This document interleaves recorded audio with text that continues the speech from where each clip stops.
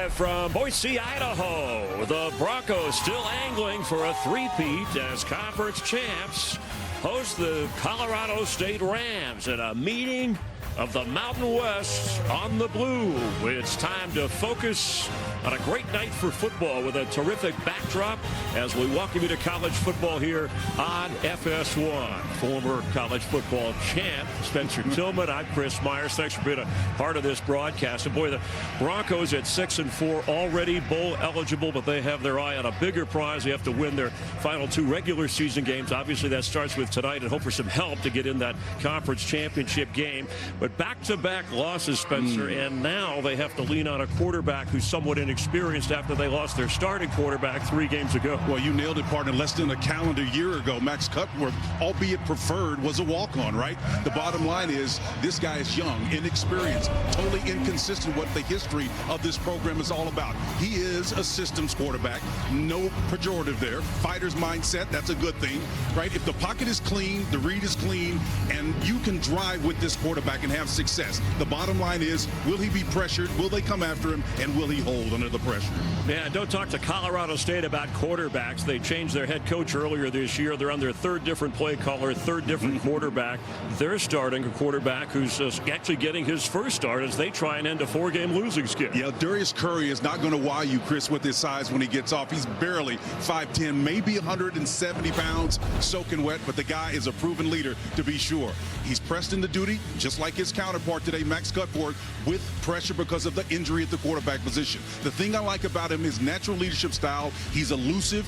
He will be able to get the ball down the field despite it. He was a prolific passer in high school, so that's what they're going to be leaning on, but you better believe his youth makes him susceptible to pressure, Chris. Yeah, they may try and slug it out on the ground with the inexperience at quarterback. Rams won the last meeting, but the Broncos have owned this series. Who will own this November night in Boise? We'll find out soon enough.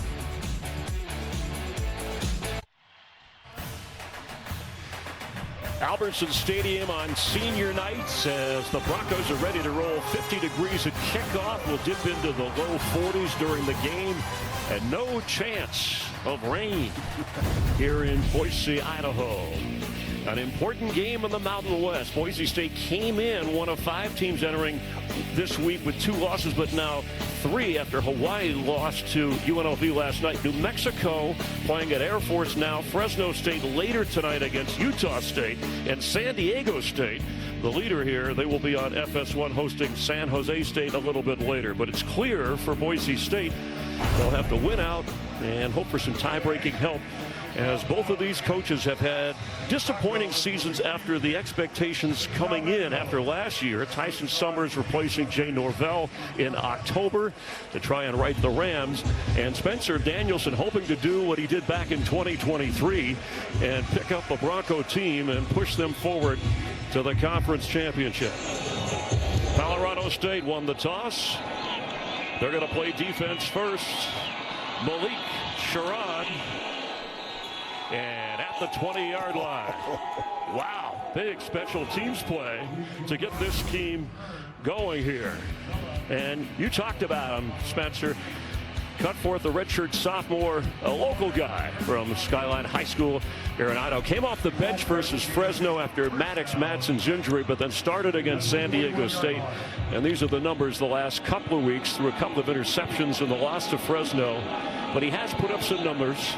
And with some running help, and Dylan Riley in the backfield, hopes to have plenty of support. Set to throw, and misfired, had a receiver open. It'll be 2nd down, 10. Cameron Bates was the target. Yeah, Cameron Bates just on his back shoulder. Again, Cutworth a little bit excited, comes in, got to get that accuracy under control. And they're going to protect him, Chris, and give him what he needs to do it. An unbalanced line up front. That was impressive. They definitely going to allow this guy to set up and try to win with his arm. Yeah, Coach Danielson said, looking back, we maybe should have allowed him to throw a little bit more in that San Diego State game. The weather conditions were tough. It was a tough game. Riley, and excellent defense from the Rams right away, bringing up a 3rd down and long. And on the offensive line for the Broncos, he's a guy you'll see in the NFL one day, Cage Casey. the skill position, they really have three running backs. Dylan Riley's going to get most of the work. Latrell Caples with Chris Marshall out, by the way. Marshall leading the team in receiving yards. Caples leading the team in catches. One of the things these offensive linemen got to do is watch their splits. So they're telegraphing, they're pulling, the left guard in particular. Keep an eye on them. They're trying to communicate. That's all fine and well, but they've got disparate splits between those guards right now. Cut forth to throw, and open. It's Caples with a first down across the 35-yard line. That's on the mark right there. They didn't take him long to find that inside slot receiver, Latrell Caples, number 3. About 6 foot, 195 pounds. He's a big target, Chris, and he nails it right. His eyes flash off the field and puts it on that inside shoulder away from the inside coverage. 7 catches last week for Caples, and a pickup of 13. Malik Sherrod is coming at running back. He gets the football, trying to find a hole, but it's sealed off in a hurry. Stopped around the 37-yard line of Boise. On the defensive side, and they've been a very good team in the secondary. There's a number of key players for Colorado State, but linebacker Owen Long is a story.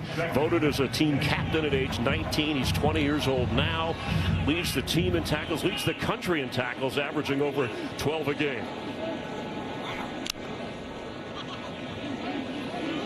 Clearly expecting pass here, Chris, with just a 3-man front. Cut forth, well protected, middle of the field, open again. At the 47-yard line is Latrell Caples into Ram territory. Yeah, Chase Bella, number 12, the free safety, is back there defending. But I'm telling you what, quarterback going pace and tempo here. They're going to go quick on us, guys. Bottom line is he found a hole there immediately. Outstanding job of adjusting. And interesting that they came out despite the inexperience of Cutforth. They said, you know, Spencer Danielson, we got to give the guy a chance to throw, and that's what they're doing, especially Colorado State, I think, plugging up the run early, spotted right at the 45-yard line. That's a tough spot, though, right, Chris? You got to balance that out. You know, young quarterback, the bottom line is you don't want to throw him out there and then discourage him, get his dauber down, and be incompletes a couple of them. Daniels got to really balance this out for him. Riley, and stopped again at the 42-yard line. J.C. Bella made the tackle, redshirt freshman from Pueblo, Colorado. I got a great feeling from Spencer Danielson, the head coach. He's in kind of a no man's land, the bottom line is. But you know what? He feels comfortable in this situation. I think he's well equipped to manage this kind of descent that they have right now inside. The 30 with a first down. Sire Gaines, who had come in. So we've seen Dylan Riley, Malik Sherrod, and Sire Gaines, and that's what we're going to see through much of this game, the three-pronged attack. And Chris, I like the way Nate Potter, the offensive coordinator, is painting the field here, going from left to right, putting some split flow stuff in there as well, trying to keep them honest. Yeah, that painted field has been blue, and with the blue uniforms, tough to track as Sire Gaines all the way inside the 20. Down to around the 18-yard line and a fresh set of downs for the Broncos. And they're going up tempo again. Yeah, Chris, the guy that plays that money position, Owen Long, you mentioned him a minute ago, had a shot, but he just misses this one. Once again, pace and tempo, a tactical advantage here, Broncos. Gaines is hot, carries it inside the 15. Again, it's J.C. Bella making the tackle. This is just surgery right here. This first drive is indicative of what we'll see the remainder of the day. This is going to be a good day for Boise State. I think you got to match that energy with another quarterback this inexperienced as well. We'll see if they can pull that off. And especially at home, getting out in front against a visiting team with an inexperienced quarterback. It's Chase Henry dancing around. Now goes to the top of your screen on 2nd and 6. And straight ahead. Riley cut to the right and all the way down around the 7, close to another first down. And he got it. Well, I'll tell you, Chris, number 24, Dylan Riley, has a nice little swivel in his hips, some subtle move. I want you to watch him from the inside zone read. He just gives it to him. Watch this move here. Boom. The little dip makes the guy miss. And that's your guy, Owen Long, again, playing the money position out there. You got a couple other guys. Jacob Ellis in there as well. Ellis trying to make a tackle. But Riley says, hey, man, I got wiggle. Came in averaging over 6.5 yards a carry. First and goal. Riley, this time inside the 5, is slowed down. That's a good, solid run right there. Now, let's see how they navigate in the green zone. They've worked their way all the way down the field, Chris. Now we're seeing another aspect of what they've needed to work on, scoring inside this place. Points have been very difficult to come by for this offense in the games that they've lost. Nearly a 6-minute opening drive for this Boise State offense. 13th play here coming up.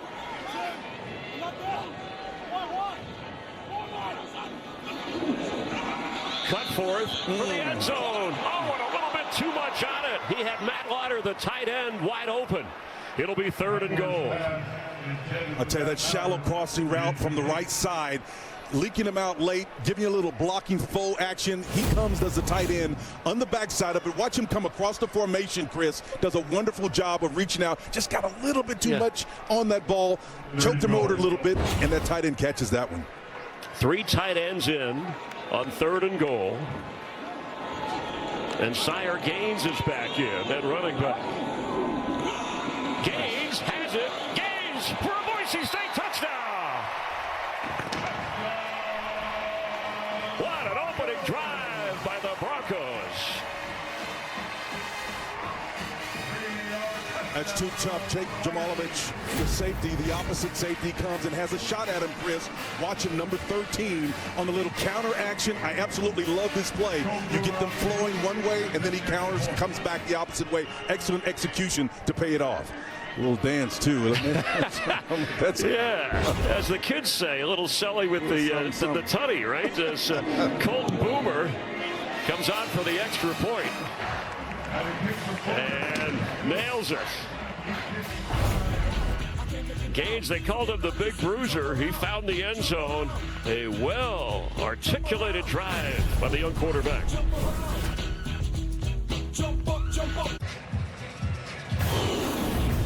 Thanks for being with us. College football at FS1, sponsored by Graduate by Hilton. Spirited stays in your favorite college towns. And what a drive. Cut for 3 out of 5, 41 yards. Good balance in that drive. Yeah, 3 and 9. You know, I love that. And typically what you see from Boise State, Chris, is just the opposite. They're going to major on their run game to establish it. But as you and I talked about in the break, they flipped the script, right? Used the pass to set up the run, and it accented it exceptionally well in that opening drive. Spencer Tillman, Chris Myers, enjoying a little Mountain West here in Boise, and the kick. Chance for the Rams to respond, and they won't. Into the end zone for a touchback, and we'll see first career start, the redshirt freshman from Long Beach, California. Darius Curry saw majority of quarterback action in last week's loss at New Mexico, although he did not start. But see the numbers, 248 passes, couple of touchdowns. That's impressive, but he did suffer 3 interceptions. Yeah, and the thing about it is everybody's going to be looking at his size. I'm telling you, maybe he's 5'10". He reminds me, in terms of height, stature, of Jamel Holloway. When he came in spot for Troy Aikman, it was a totally different situation, though. Pass is incomplete for Javion Kennard. Yeah, referencing Holloway back in the Oklahoma Sooner days. That's before Aikman went on to UCLA. And here's the offensive line has been beat up. You got Philip O'Con, so he's the 3rd different center. Again, we mentioned working with the 3rd different quarterback and 3rd different play caller for this Ram offense. And they lost Jalen Dupree. He was hurt, their leading rusher. Then he is headed to the portal. So Lloyd Avant will have to pick up the slack. Pass is caught at the 32, going out of bounds around the 30-yard line. That's your boy Rocky Beers there. I'm telling you, that ball was placed right on the spot, Chris. And there's an example of a guy who's only 5'10", but watch him settle in that pocket like he's quite at home. Step open front, and then the ball is just a laser shot to the outside. That tight end didn't have to stretch for that, Chris. It was right on the spot where it needed to be. Justin Marshall and Javion Kennard are both in the backfield with Darius Curry. 3rd and 2. And fighting to get it, Justin Marshall. Number 20 is Justin Marshall. He carries. Boise State on defense, couple of outstanding players, including Max Steege up front. In the secondary, McCoy, the great corner, season-ending surgery. But Ty Benefield is back there to lead the bunch. Pass is thrown. Nice snag by that, but he can't get away. It's Kennard. He may lose yardage. In fact, he will.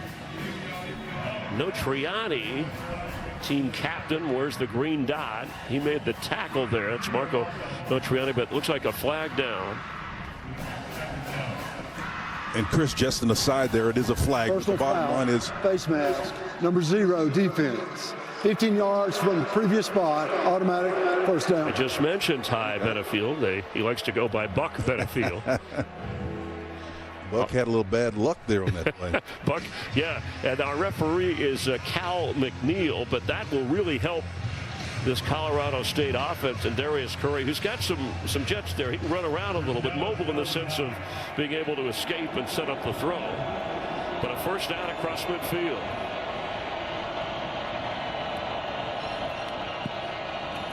He's got it.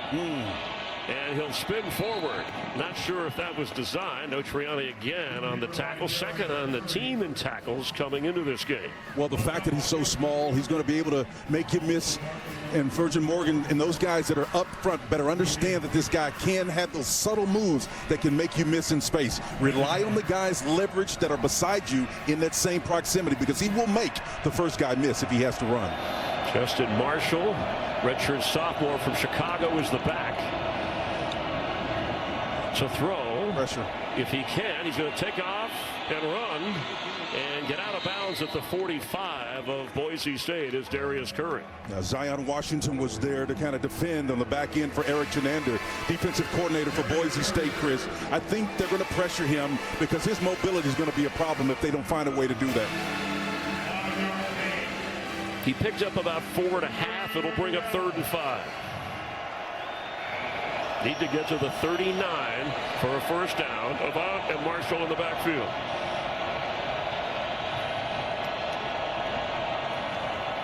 Curry dumps it off and has a blocker out in front. Avant will have a first down to around the 31-yard line and a flag down back at the 49-yard line of Colorado State. And Chris, I think they're going to get Braxton Feely coming in, that right tackle, defensive tackle. He comes with the hands to the face in the area. So let's see if it's number 90.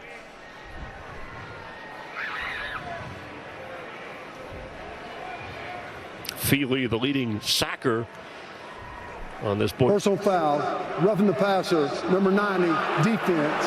15 yards add to the end of the run. First down. Yeah, he's got 5 sacks, and he just wanted to get the quarterback to think about what may be coming the rest of the night, but the penalty flag thrown. Yeah, the hands high to the head. You can see it there. And again, you know, it was more like a push, though, man. I'm not so sure. I'm not going to split hairs, but I think the bigger story here is the significant yardage on this drive is gained by 2 penalties on the part of Boise State. The Rams benefactors of that, Chris. Yeah, 30 yards of penalties have benefited from the 15. Curry has it, throws high, a one-handed grab inside the 5. Levon Brown hauls that in, and a perfect lead throw with some zip on it by Curry. Holy cow, Chris, look at this one-handed catch. Levon Brown is about 6 foot, 195, redshirt sophomore from Sierra Canyon.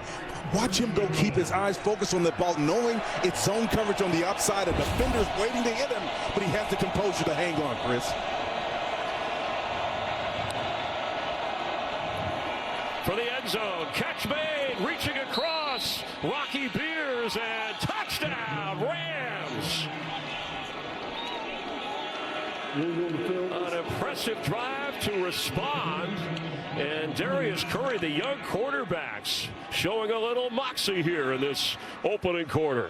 And Chris, I think Rocky Beers is right there. Maybe that touchdown with that one, he ties the program for career touchdown numbers, or he's close to it on the doorstep if he didn't tie it.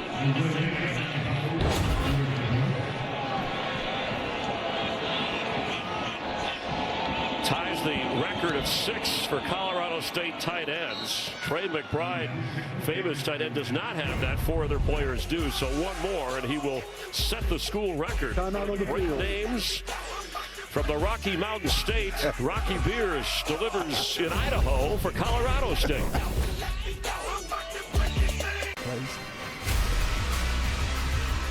Thanksgiving Day on Fox. Two iconic programs tip off at a top 25 showdown as Tom Izzo's Michigan State Spartans take on freshman standout Caleb Wilson in North Carolina. It begins 4:30 Eastern on Fox.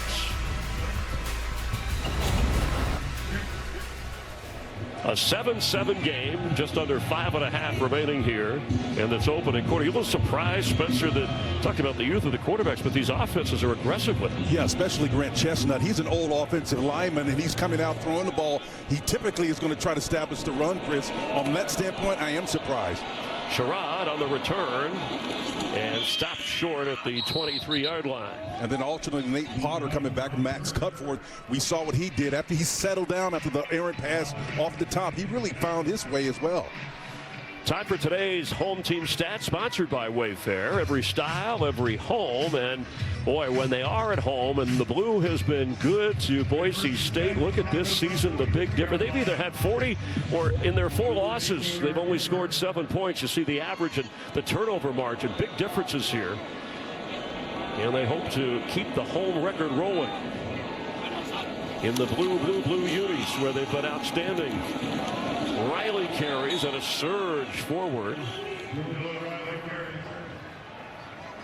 Now, look, I like what I'm seeing right now, coming back playing a little chess, right? You move the ball effectively down the field. Now you've established that your young, inexperienced quarterback can throw it. Riley splits out as a receiver and up to about the 30-yard line as he hauls that in. Came in with 10 catches from Moreno Valley, California. He's 176 yards short of 1,000, at least coming into this game, third in the Mountain West. Riley working out of a quad triangle formation right there. I really like the creativity there. Getting the ball in the hands of your best runner, in that particular case, Dylan Riley, in that little triangle. We're familiar with the bunch, but they created a diamond out of that, Chris, by putting the running back in there. And he stays in on 3rd and 3. Capel's moving around. He's already had a couple of big catches. They're going to throw or try to, and sacked.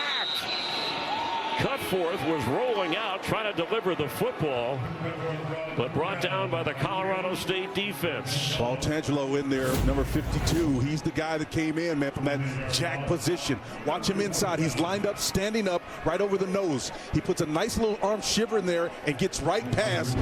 That was Zach Holmes. He got past number 72. Tangelo is a wonderful asset for them, playing close around the line of scrimmage, trying to make a play. For Tangelo, his 2nd sack of the season. Kennard backing up and on the punt inside his own 25 and picks up about 2 or 3, brought down around the 28-yard line. Timeout on the game here with Colorado State. Defense did its job. We'll check on the Rams offense that took their first possession in for a touchdown.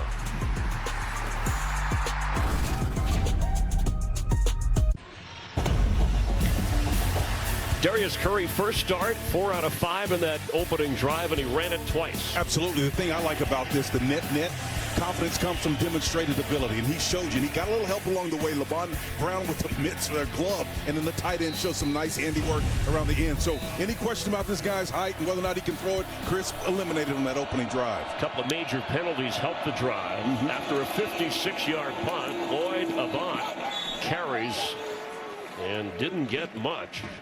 Worth mentioning, Max Stiege from Cologne, Germany, making very international flavor, by the way, to this Boise State team, making the stop. Worth mentioning, Justin Marshall, one of the running backs for the Rams, headed to the locker room, so they're a little thin back there. After a loss of 1.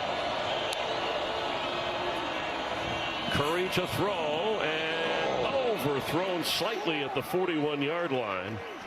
And an open receiver that he could not connect with. That's Tommy Maher.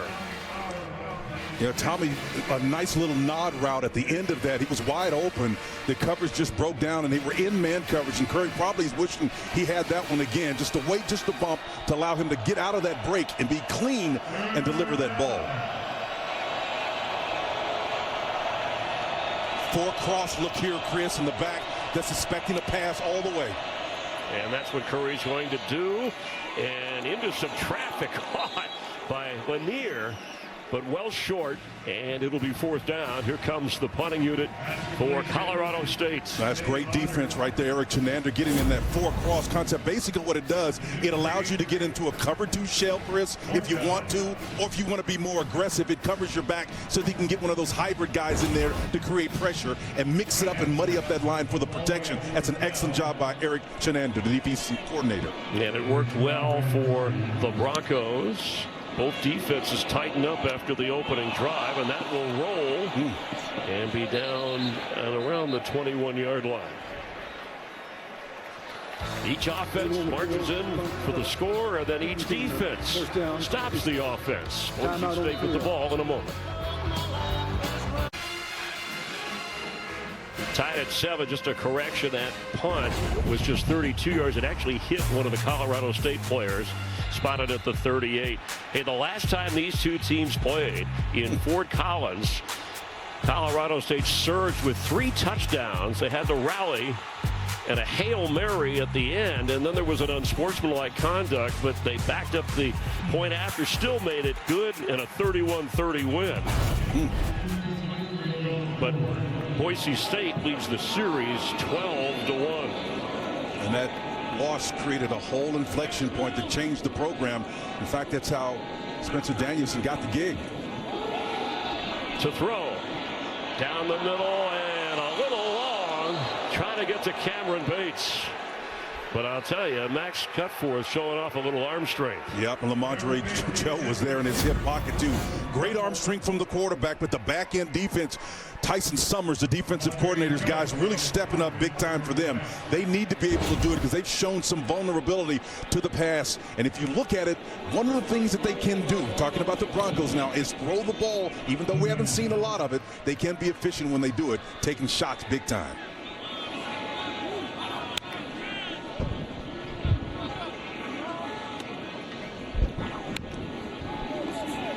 Pass to Caples, he's got it, and pulls out. He fumbles, and the Rams are on it at their own 49-yard line.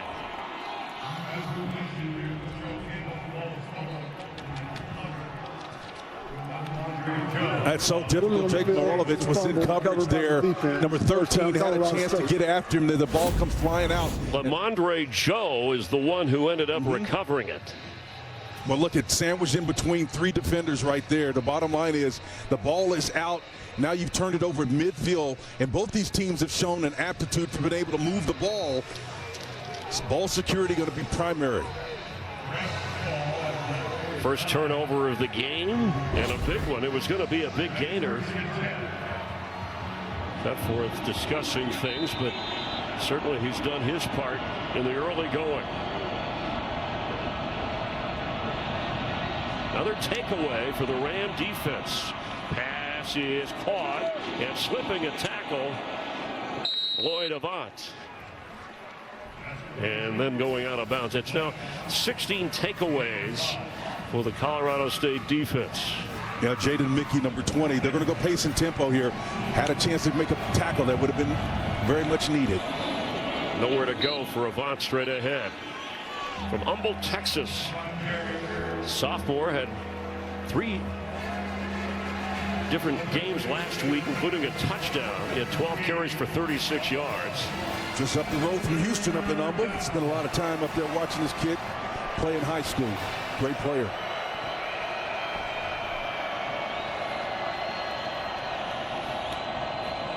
Pressure on the twist. 3rd and 4. Floating one a little too strong. The coverage was good. Tommy Maher was the target. He's the team's leading receiver. Jaden Mickey on the coverage. Yeah, the coverage was great, but I think what made the coverage was the pressure. You can see everybody's locked up in man, right? A little switch route underneath to try to get a natural rub there, but the free safety playing in coverage on the back end is what allowed them to have bodies all over it. Great defensive series there. Both of the quarterbacks, you talk about adjustments in a game as Brian Hansen comes on to punt the ball. Defenses have adjusted to their hot hand. And this will be a roller. Oh, heads up. And inside the 5, and what a kick, and great special teams. I mean, a herd of rams. I don't know, what would you call it? But is it a herd? That's buffalo. I don't know. Yeah, I don't know. A group of rams gathering there. That looked like your pitching wig to put that ball down. That was pretty good. A little bump and run. They're going to spot that. Is that inside the 2-yard line? Oh, nice. And look, he just gave you the little golf swing. He's seen you play. All right, so don't blame Cutforth. He completed the pass, and then the fumble on the other end. 5 out of 8 so far. Checking on the plays, working the huddle, and both of these quarterbacks have shown great command of their offenses. Sire Gaines is in. He had the touchdown run for Boise State. Nice. And big hole, closed in a hurry, but he got out of that deep hole. I'll tell you what, Chris, with the big, if Bella's not there, that's an unbalanced look. He hits his head on the goalpost on the other side. Everybody's up in the line of scrimmage. There's a natural soft spot right there, and he's going to the house, and Bella's not there to stop him. J.C. Bella's been all over the place in this opening quarter for the Colorado State defense. Back to Gaines, and Gaines is loose.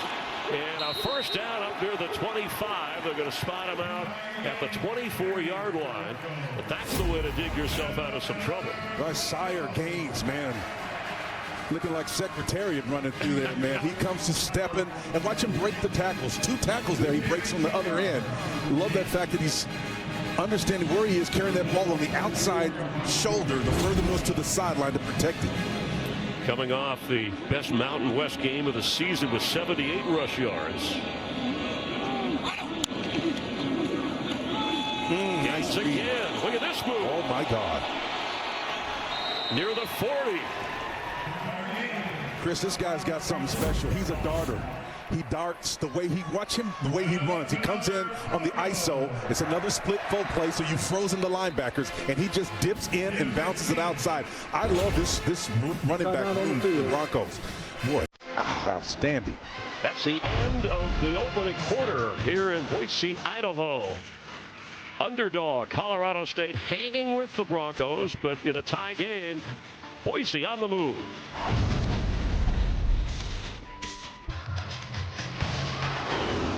Dressed for the occasion on this Saturday night as we welcome you back to college football on FS1, sponsored by Graduate by Hilton. Spirited stays in your favorite college towns. And this is a good one. We've enjoyed ourselves hanging out this weekend. Look at the numbers in just one quarter on Sire Gaines. 57 yards and that score. And this time, maybe to the 40. Tuatelli making the tackle. Tuatelli anchored himself so solidly up in the outside position. He's a defensive end, and they'll move him around a little bit. This is a pure 4-man front that they'll get into. And along with Bella here, these guys are really defending extremely well. He had an outstanding day. 7 tackles already for J.C. Bella, and it was just Monday he was told he was put on scholarship. Congratulations to him. Hard work and hustle paying off. Riley in at running back. The throw is caught, and diving is Latrell Caples toward that first down marker. I think they may end up giving it to him. I thought he was a little bit short. Complete pass for a first down. Maybe it's on the skirt, but he's going to move the chains. And he got it. The 6-year senior. 4th catch of the night for him already. Well, this 4th one, he uses the right hand, and that's probably what removed all the doubt. You know, sometimes if it's the left hand, it's closer to the sideline. He may miss it by a foot. That's high engagement right there, Chris. Impressive, over 130 yards. They're going to look at this, huh? Make sure. We're on the field. The receiver completed the pass, made the line to gain. That plays under further review. Yeah, and I think they're going to find is that right hand is what made the difference. If it had been in his left hand, he probably would have missed it by half a foot. Yeah, let's take another look at this. He's about 6 feet, but he's got long arms. Yeah, but the presence to move that ball from the sideline hand to the right hand. Wow. I think that's everything, Chris. That's high engagement level. That's what I'm talking about, and I'm glad we have a chance to take a second look at it. He literally takes the ball out of the near hand, which you would typically want it there to protect it from being stripped away. But he's saying, no, I've got the ball protected. I want to get the first down. That's high engagement. That extension and leap, I mean, it covered 3 yards. I mean, my it was God. like an NBA player going through the lane. They'll take a closer look. Remember, on the field ruled a first down. By the way, the Colorado State defense earlier recovered a fumble here from Caples, but they had 4 fumble recoveries last week. And so that's something they live on, as we talked about the number of takeaways. Otherwise, Boise might have more on the board. Well, the takeaways have been hard to come by in this struggling season for both teams, and I think that's something that they're trying to overcome. And the only way you do it, Chris, they tend to go in bunches, is to be as active as you possibly can, and then you'll get the turnovers. Under official review here in the second quarter. An important game for 6-4 Boise State. At the review, the receiver completed the catch, left out of bounds at the 47.5-yard line. The ball be placed at that spot, short of the first down. Third down. The clock will start on my ready. Now that's interesting because we were looking at the hands, preoccupied by it. So, and maybe the feet is what we missed. He said he stepped out of bounds, is what the official said. Clearly the hands, to me, were past the sticks, but the foot apparently was not in bounds. And when he started his leap, it certainly looked like he was in bounds. And then heading through the air, out of bounds, but he didn't land until it looked like the ball was at that mark. But important opportunity for the Ram defense. 2 tight ends come in for Boise as they need a yard, and Sire Gaines is the back.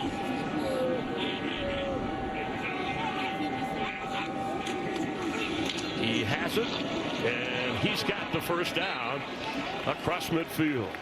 You can almost book it, man. Boise State, doesn't matter what kind of problems they have. They're going to pull it in to a close formation, bring those tight ends in, and just go get that 1 yard. That's the culture here. It's always been there all the way back to the Chris Peterson days, man. When they need a yard, the culture says we're going to go get that 1 yard. We'll hear from Chris Peterson and the crew at the half here. Gaines remains the back. This is when they cross midfield. They sometimes say, hey, we're thinking going on all 4 downs if we need to. And powering forward. Boy, the big bruiser taking some people with him to about the 45-yard line. Dylan Matoya, the right tackle, does a nice job, but so does the defenders up front. I think that was Paul Pengelo, number 52, was in there as well, coming off of that block. And then just doing a wonderful job of just sealing that and minimizing the damage. But Dylan Matoya was the guy that was blocking for him. They're a top 5 rushing team. Malik Sherrod comes in. At least they have that chance from the 45. Oh, nice. And on his way inside the 25-yard line. Sherrod. Boy, they got 3 backs. It's like a 1-2-3 punch. Watch Austin Terry here, the tight end, come from the offside right here on the opposite side, and then trap block inside. 52 Tenangelo, guy's been working, trapped him out, got him out of the picture so that he could make that play. It's an unbelievable effort by a tight end going against a bigger guy. Sherrod from Oxnard, California, came to Boise in 25 after 5 seasons at Fresno State, the rival. And the throw cut forth. Got him! Knocked out of bounds inside the 5. Matt Lauder.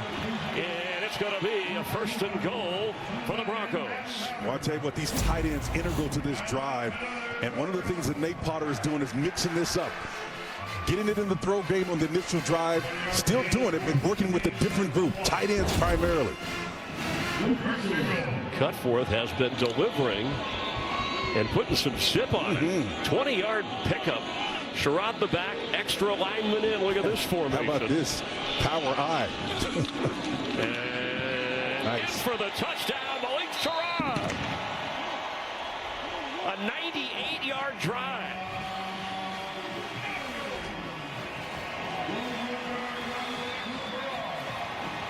Chris, the offensive coordinator, Nate Potter's done some wonderful things here on this drive. That extra guy, that's 1, 2, 3 guys. That's not a pistol. That's an inverted wishbone in an I formation. And when you have that extra guy there, it freezes those linebackers. 2 of them are part of your assignment if you're defending. And if those 2 go and there's 1 remaining, what do you do with them? It's confusing. Known for his kickoff return work, Sherrod does a lot more. And Boomer with the extra point. Boy, they started with Dylan Riley, mixing some Sire Gaines, and now time for Malik Sherrod. And Boise State with a 7-point lead.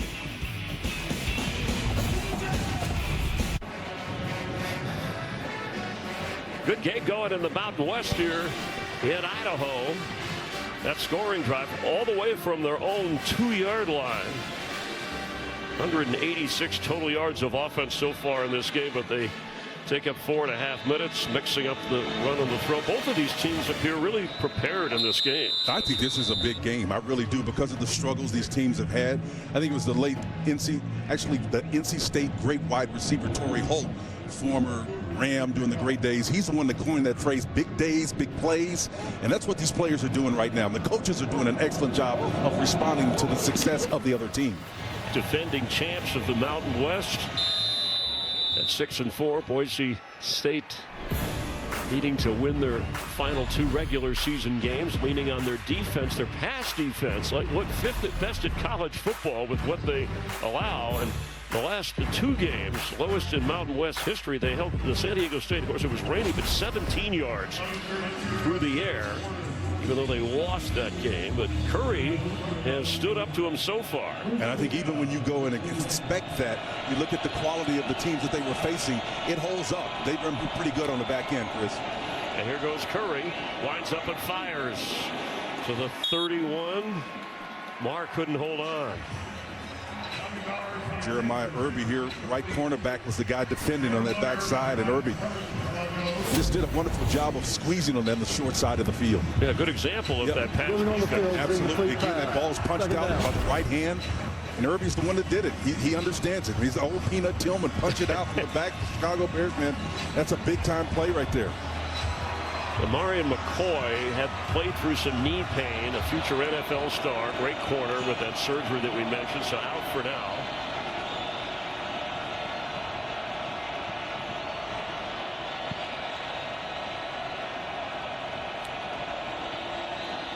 Curry, pressure coming, and they got him. Flags fly as he is sacked at the 15-yard line. There was kind of a delay blitz. Max Steege got there.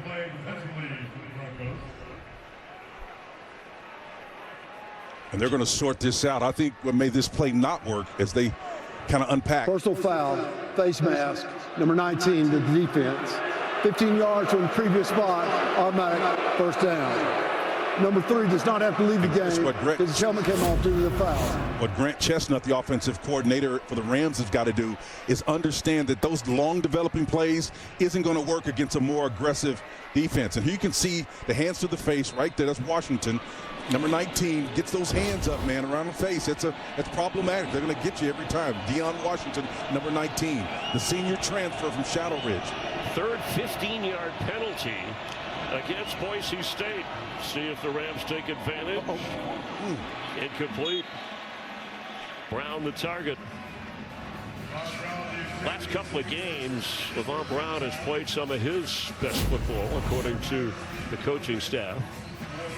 Well, these guys are here again facing man coverage underneath, and it's when I say man coverage, that implies that there's nobody else around, and if you can make that play and catch it in stride, Chris, you can still be running for a while. Yeah, it almost looked like he wasn't quite ready for that,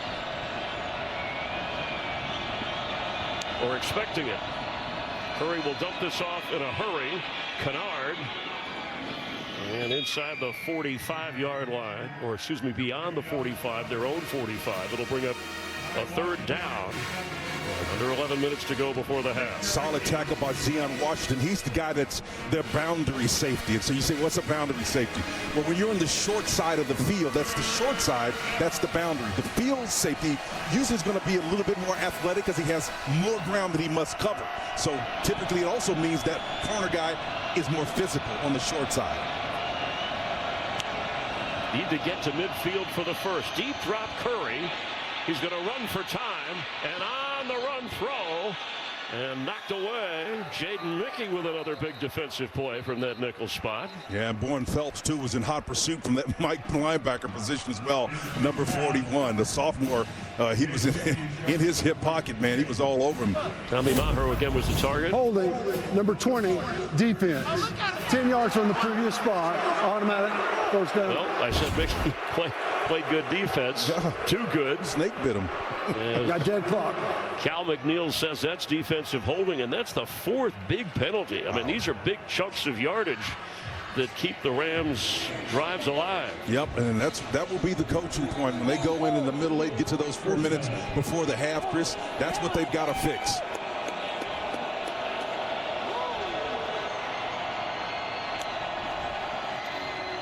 Curry going deep, going for it all, and intercepted at the 11-yard line by Jeremiah Irby.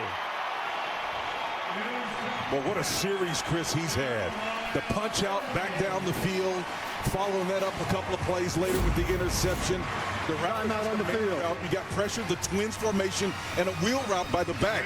So you got guys that are out there. Kennard, the ball is placed a little bit shorter than it should have been, first of all. Oh, man, that's a big-time play. Takeaway for the Broncos. Irby with his third interception this season. One of those rituals, defensive players. Man, that's weird, brother. The skull thing, hanging it up there. I know it's an interception, clearly, but I'm not quite sure what that stands for, Chris. Look at they're ready to go. You talked about that. They might have a little boxing feel to it. Yeah. And meanwhile, Cutforth is doing his part, as a chance here with Dylan Riley in the backfield to move them upfield from the 10. And Riley will pick up about 3. Boise State has not played a one-score game this year. In fact, 7 of the 10 games have been decided by 20 points that they've been involved in. Three of the 4 losses and then 4 of the 6 wins. So at home, averaging 40 points. We showed you earlier with that 4-1 record this season. Well, the fact pattern here so far is if they continue with this pace of scoring points, this is a W for them, right? Obviously, the Rams have something to say about that, but got to like what you see from them.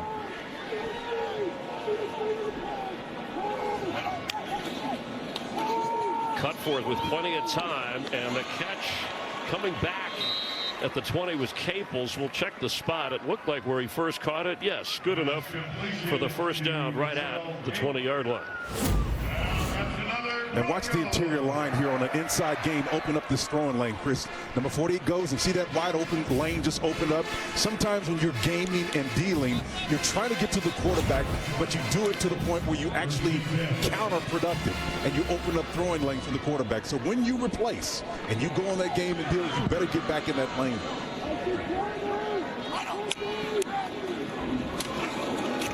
Riley. Not much happening there. Again, J.C. Bella plugging the hole and shoving him back. Well, they're living true to their names. They're Ram, man. They're butting those heads up there big time.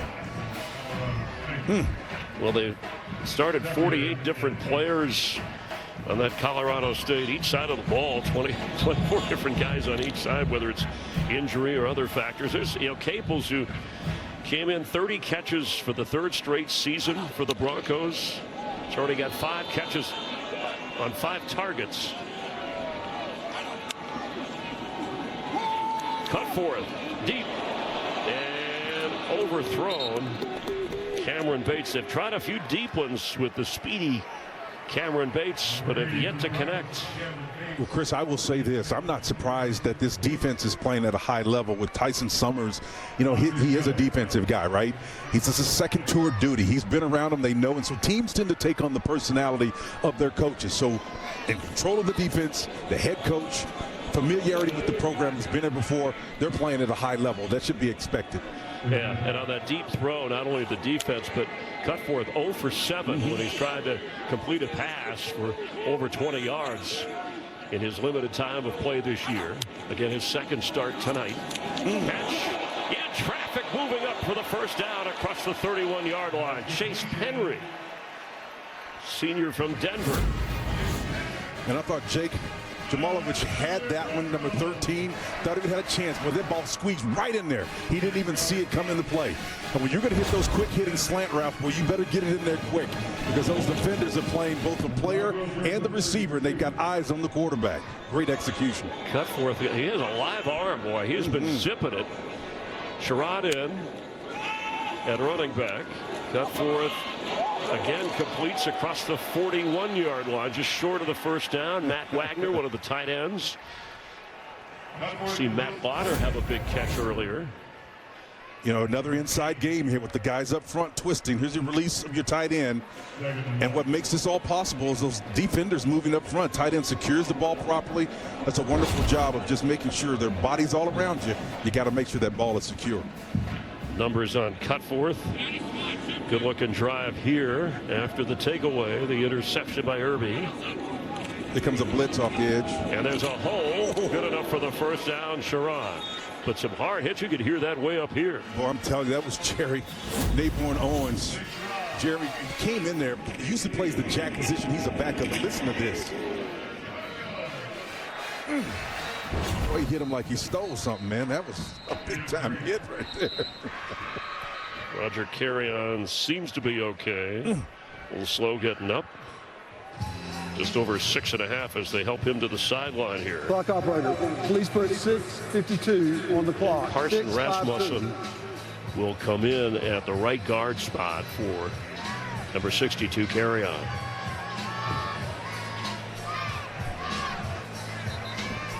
Cutforth, the first Idaho native to start a quarterback for Boise State since 1992. Remember Travis Stewart from Meridian? Yep, and these running backs have really helped them along the way, again, behind that big, massive offensive line, and they've shown a little mix between all of them, right? The thing we've talked about, Dylan Riley, we knew him, but Sire Gaines, man, has shown me some suddenness and explosiveness that takes him to another level. This running back room, this trio, impressive. Riley is in now. Cutforth rolling with time and going deep again and open. He's got it. Finally connecting with Cameron Bates. Well done.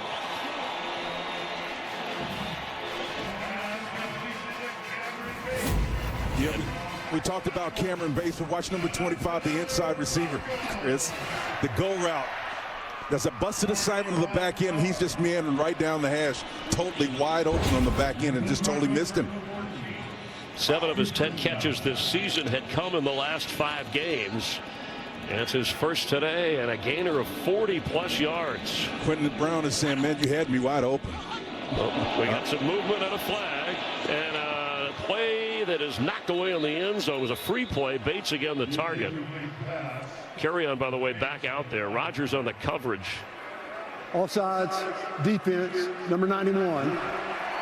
Half the distance to go. Correction, 5-yard penalty. Replay first down. That's the first penalty on Colorado State. 4, and they were 4 big ones against Boise. Sometimes those big defensive linemen, man, when they get leaning forward, it's hard for them to pull back.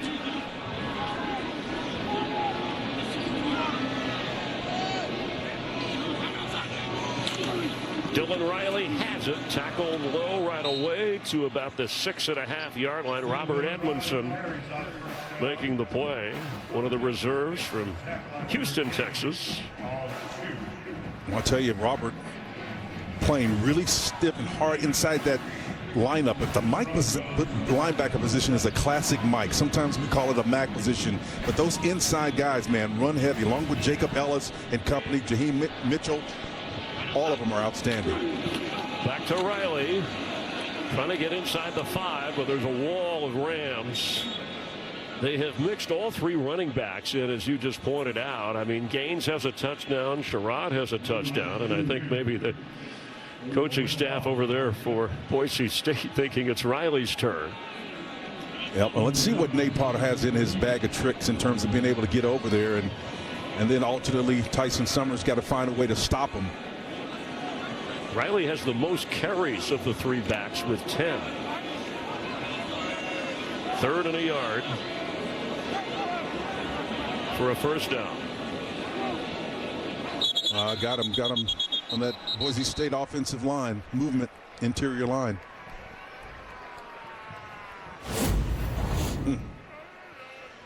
Just watch the wiggle right here. False start, number 62, offense. Carry on. 5-yard penalty, main 3rd down. Yeah, I mentioned he had just come back in after having to leave for a play. Toughing it out.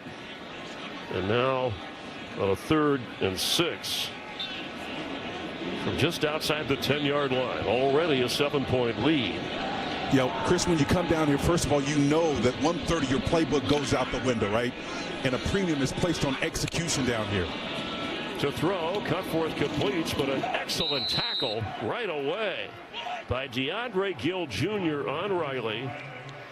And the field goal unit is on its way out to try and extend the lead. Well, I tell you, 39 just did a wonderful job defensively on that play. Working from the defensive end alignment. Watch him. DeAndre Gill Jr. Textbook tackle right here to save. Yeah, coming off the best game of his career. It was last week. He had committed to UCLA, but had an opportunity to play here from Seattle, Washington, and Kentwood. Field goal is good. 27 yards away. They march from their own 10 after the interception. Do the Broncos stall, but pick up 3.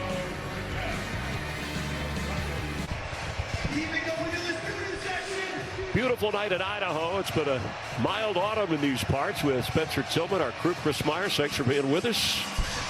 Temperature has dipped into the mid-40s at a 10-point lead for the hometown team. They have dominated on the ground. Broncos have run for 113 yards compared to just 8 for Colorado State. And 40 offensive plays for Boise State, only 18 for the Rams. And it translates into a time of possession imbalance, which means they're stealing possession. As inspired of defensive play as we've seen the Rams, they need the ball in the hands of that quarterback who on the first drive showed us he's able to produce yards and points. And another touchback. Darius Curry will come out to lead the offense. They've hung in there. Oh, and there's Blitz.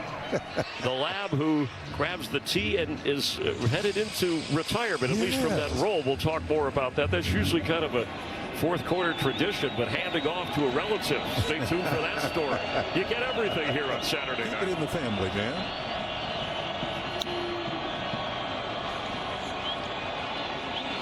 Curry with a block. Looked like the ball came out at the 45-yard line. And Irby, who had the interception a moment ago. Moving on the field is a fumble by the offense, recovered by the defense. First down, Boise State. Jeremiah Irby comes up with the fumble recovery. Boy, there's a kid named Bullock who had a wonderful game as a pro for the Houston Texans. This guy looks like he's playing like that at the next level. He is affected and twice now on turnover scenarios. Irby pulls it out. Once again, we saw him punch one out vis-a-vis the right arm. And so this kid right here is a turnover machine. He's a difference maker right here, Chris. Yeah, Jaden Mickey caused it. And Irby came up with it. But it was the right kind of play call, at least for the Ram offense. Just couldn't hang on to the ball. 2 takeaways now for Boise State's defense.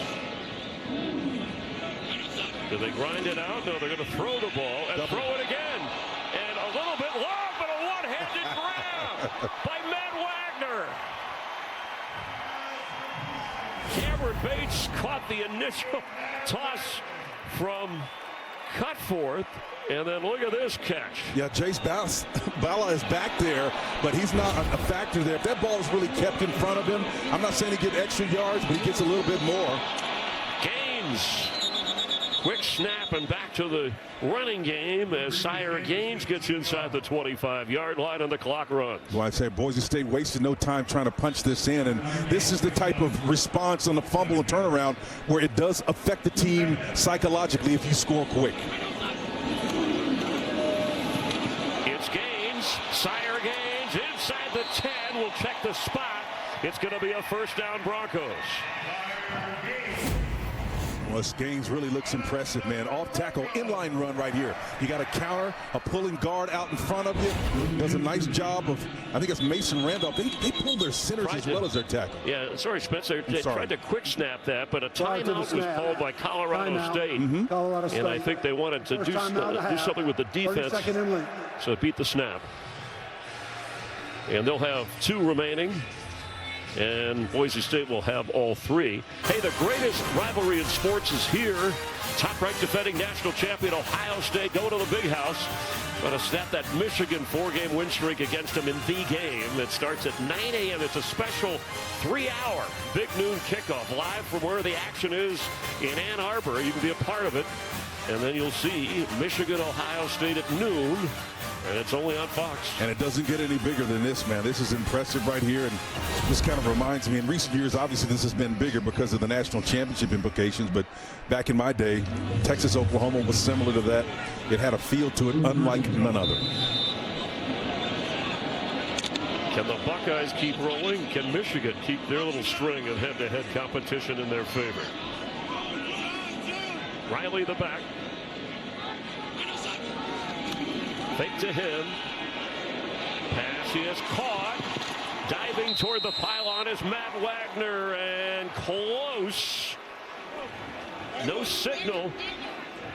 I think Matt knows he hit the outside of that pylon. Anytime the pylon goes down, you need to take a look at this, but I think he hit it on the outside, the far outside of that pylon. You're right on it, Spencer. Extra lineman in. Look at this backfield. Got a tight end back there. Dylan Riley time. Touchdown, Broncos. Each of the running backs now has a score here in the first half.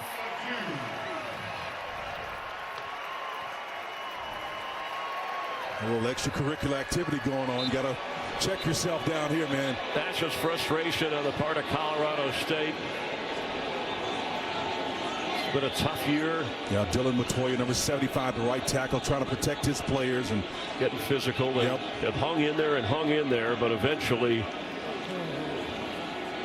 taking advantage of another turnover, this time taking it into the end zone, and it was Riley's turn. His 9th touchdown running the football this season. I tell you, the run fits were in place. In other words, everybody on the defense was where they're supposed to be. But man, after that turnover, this Boise State offense was hell bent for election in this one, man. They weren't going to be denied. Extra point, and he nails another one. Steady Colton Boomer. We're at the 2-minute timeout, and the Broncos are busting loose.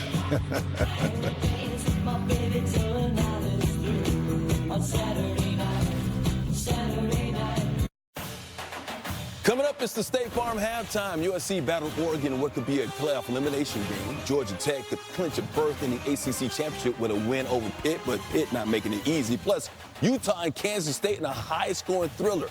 K-State ran all over Utah, but was it enough, Tristan Spencer? Find out at the half. We'll be watching. Mike, thank you. Look forward to hearing from Coach Peterson. Bruce Feldman will cover the afternoon, evening, and what's left in college football on this Saturday night. Close the wind out of the regular season and hopes of getting a three-peat, getting in that conference championship game. Boise State needs to do their part, win some tiebreakers as well in the process in the conference. Avant on the return and stop right around the 20-yard line. Well, you wonder, Justin Marshall went out. I mentioned he went to the locker room. The running back, they're already thin there since Dupree has been out of the picture. So it's been Kennard and Lloyd Avant. And there goes Blitz doing his thing. But after that first drive, when the Colorado State offense picked up 45 yards, they've only had 34 yards since. That's every other drive. So now Eric Chenander's going to play defense here with bodies in the back end. And no Triani with the stop on Darius Curry. And that's a huge win, Chris, because you're only playing 3 defensive linemen. So you're playing coverage. So you got 7, 8 guys back behind them, and you're still able to stop them with the 3 main guys up front. 2 timeouts, Colorado State. Curry rolling right, throwing low, and incomplete. Tommy Maher, the intended receiver. They've been trying to get the ball to him. It just hasn't worked out. And Arthur DeBauchi, with number 29, was the guy that was back there at that nickel position. And, you know, Coach Summers will try to find a way to defend and score points against this defense, but it's going to be tough, man. They are shut you down. On a third down here, remember, they're set to get the ball to start the second half. This could be a bonus round if they can move downfield. 3rd and 9. And batted away. And Feely was the one who came up with a loose football. And that's a fumble. Yep, it's a fumble. And a recovery by Braxton Feely. Well, Chris, again, this is the second mistake in successive drives. The ball, I thought, may have been coming forward. They were looking. They may take a look at this, and I don't think he was pulling it back at that point. It was moving forward and hit his shoulder pad. I think that ball is forward, coming forward. That's looked like he was. They're going to look at that. Of the previous play is under further review. That's not a fumble. It looked like he was trying to pull the ball back when it hit the shoulder pad. Well, the mechanics of what he's doing, you know, I don't really try to read in intent a lot of times, the guys. All I look at the mechanics of it. The arm was going forward. Our rules analyst, Steve Stremling, is watching closely, Steve, as they take a look. How did you see it? Yeah, you know, his hand starts to go forward, and that's the process. If he's bringing it back to his body, then it could be a fumble. But we think the ball comes out while he's still in that process of the pass where his hand is going forward. So we think, and it looks like he has an open hand there, right, Steve? It looks like the hand is open as it's going forward, which has something to do with that being incomplete. Yeah, if the ball was loose, but I think he has control as he starts forward. Okay, thank you very much. That's what they're going to look at. You can see it from the end zone look. Yeah, because from the end zone, you could see that the defender was standing there. So his logic is said, don't throw the ball. So, but I think the mechanics of it, the ball was physically coming out as his arm was going forward. That's my take on it. Well, we heard the call on the field. Of course, they didn't want to miss the opportunity of the fumble, but excellent defense either way. Even if they don't get the recovery, Colorado State will have a 4th down to deal with. And because it's coming, when it's coming in the successive series you scored, that could be the kind of dagger you don't want to have going into the halftime, and they can suck the life right out of you. Cal McNeil and crew and our. I think what they're trying to sort out is where they're going to place the ball. And again, it'll look bad if they don't, but I think this is taking longer. Usually when it takes more than that time, they're trying to find out where the ball needs to be placed. So you think they'll stay with the fumble, or you think? No, I think it's a fumble. I think they're going to stay, but not the fumble. I think it's. Well, if it's incomplete, it's back to the line of scrimmage. Okay, and it would be 4th down. After review, the quarterback's hand was coming forward. It really is an incomplete pass. 4th down, the ball be placed at the 21-yard line. Yeah, so back at the line of scrimmage, you're right, it was an incomplete pass. And thanks for keeping me straight, though, on the other part of it. It was a fumble. It's coming back to the line, the line of scrimmage. But you're absolutely right. So I just think the mechanics of it, to me, after further review, you got the technology. Make it work for you. Make it right. Almost a 3rd turnover by Colorado State. And in a sense, they do have to turn it over by kicking it away. Brian Hansen came in averaging 48 yards a poop. And Sharon back standing in his own 37-yard line.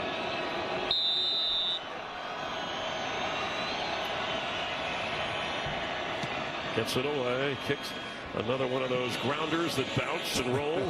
Well, those are tough to deal with. Look at this, it rolls all the way inside the. And if you're Boise State, why are you even around the ball? Yeah, you should get away with it.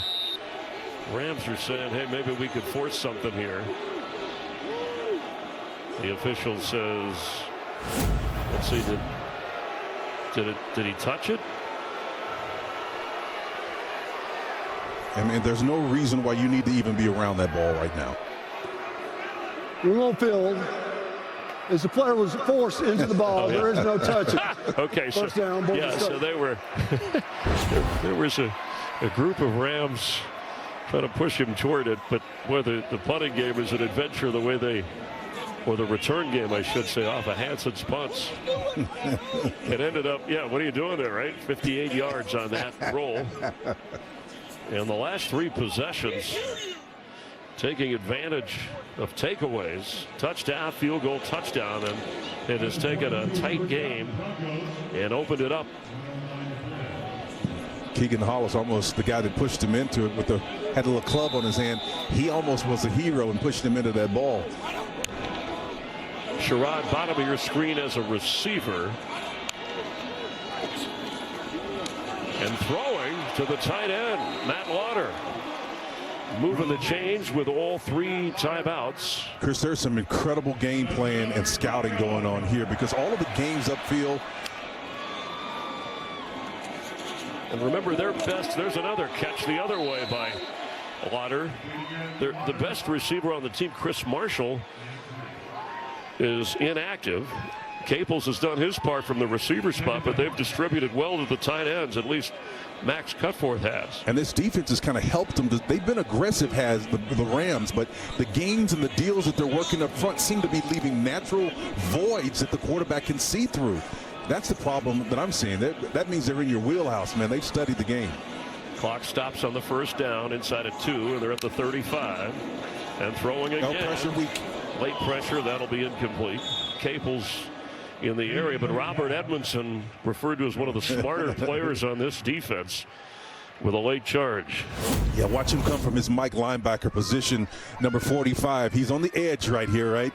And so he's going to come. The back's eyes are away from him. He's leaking out right now, and that's what you call a green dog, Chris. That means when the back is out, if he stays in, you have permission to go get the quarterback if you know someone else is covering him. That's a great job of getting pressure late.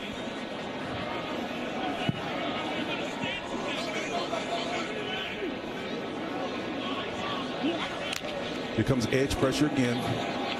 The throw incomplete for Caples. A little bit high. It was open moving across the 50-yard line. Yeah, Broncos did a great job of picking up that late stunt and shoring up the interior of that front.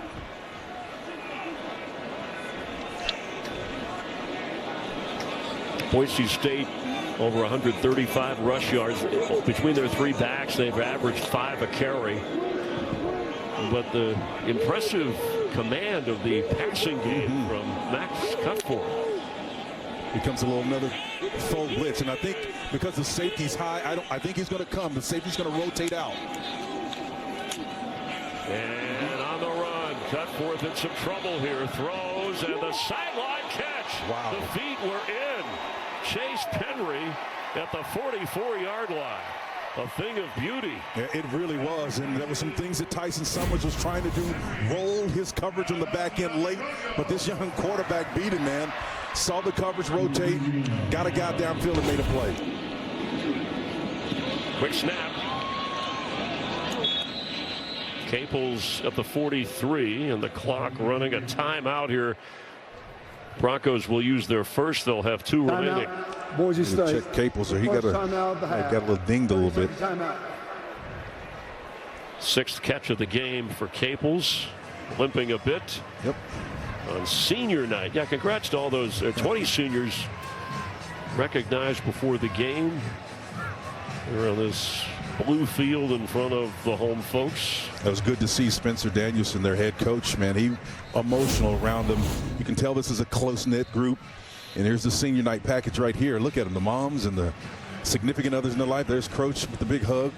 He's invested in these kids. In fact, these kids are one of the reasons why he got this head coaching job in 2023, Chris. Yeah, this is second full season as the head coach. Took over on that interim basis, and they made the run to the top of the conference at age 37. Danielson, one of the younger head coaches in college football. Second down, 8. The pass is caught, and spinning is Penry. So a great sideline grab, and now one in traffic at the 30-yard line. And with Jace Bella hanging all over him, he goes up and makes a grab and catch in traffic. A little bit high. Bella already double-digit tackles. That was again for Chase Penry. Lamondre Joe, number 7, defending on that play. Here's the previous play with the Twins route here. Watch him sit down, high-low action. Goes to the second, the high guy in that little stack. Great read. Great completion, great catch. And Penry, one of those seniors, a redshirt senior. His third season at Boise State after 2 at Colorado. Over 200 yards for Cutforth. They're trying to hide this pressure, man, but it's going to be a single high safety that's got to beat one. Caples, and a flag. And another flag. C.J. Blocker was trying to stay with Latrell Caples. Well, I knew it was going to be tough because it was a single safety look. That means everybody's manned up on the outside. That safety is going to come late. Automatic first down. The safety is going to come late, but watch him roll out of it. Trying to get open, but man, when you don't have your eyes turned back to it, that internal clock is working, and then your fear or concern of getting beat is working against you, and you get a little sloppy in your coverage. Not sure that this Colorado State secondary expected Cutforth to put the ball up 25 times here in the first half. Well, the reason why he was able to do it consistently is this trio of runners that he has commands attention around the line of scrimmage. From the 15-yard line, time 21 seconds before the half.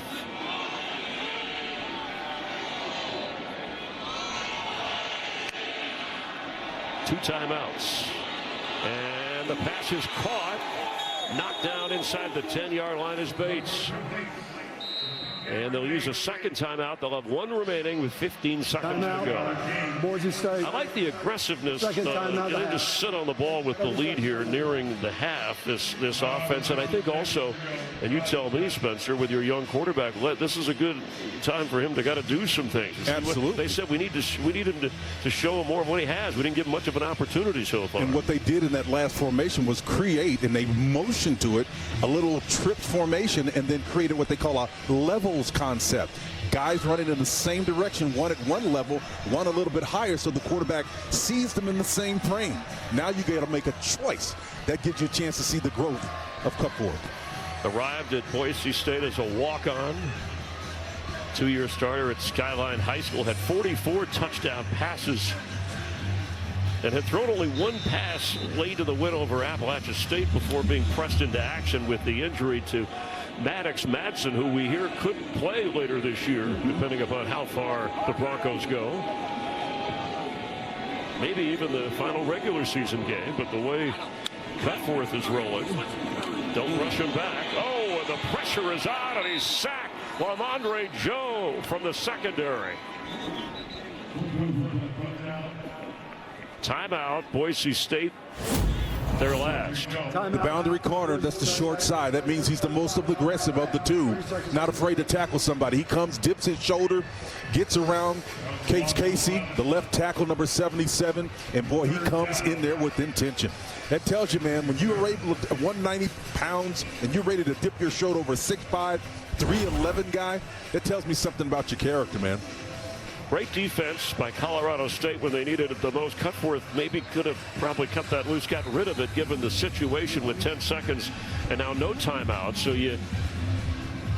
if you want to get points here, if you're Boise State, Colorado State can maybe tackle you, keep you in bounds for a field goal try or keep them out of the end zone.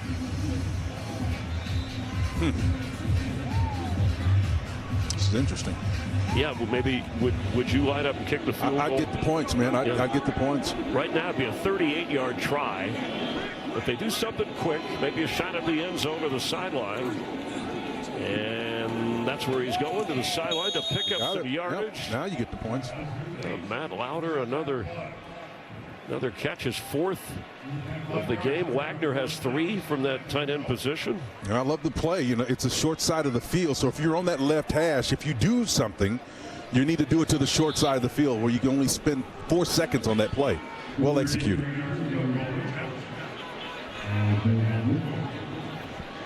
Colton Boomer, 32 yards away. They're going to try the old freeze them. Timeout, Colorado State. Their second timeout of the half. 30 seconds in length. You know, I know the results haven't been there for the head coach pressed into that situation at Colorado State, you know, taking over on the interim basis. But Tyson Summers is really trying to hold the team together, deal with a lot of the personnel issues, and get this program going in the right direction. Their big win was when they took on and had a win against Fresno State, which was a 49-21 victory. Just 2 wins this year, but they showed you how capable they were. I think his presence has a calming impact. The fact that this is his second tour of duty, I think it's calmed this team down a little bit and given something that a new coach would not be able to accomplish. He's been money all night.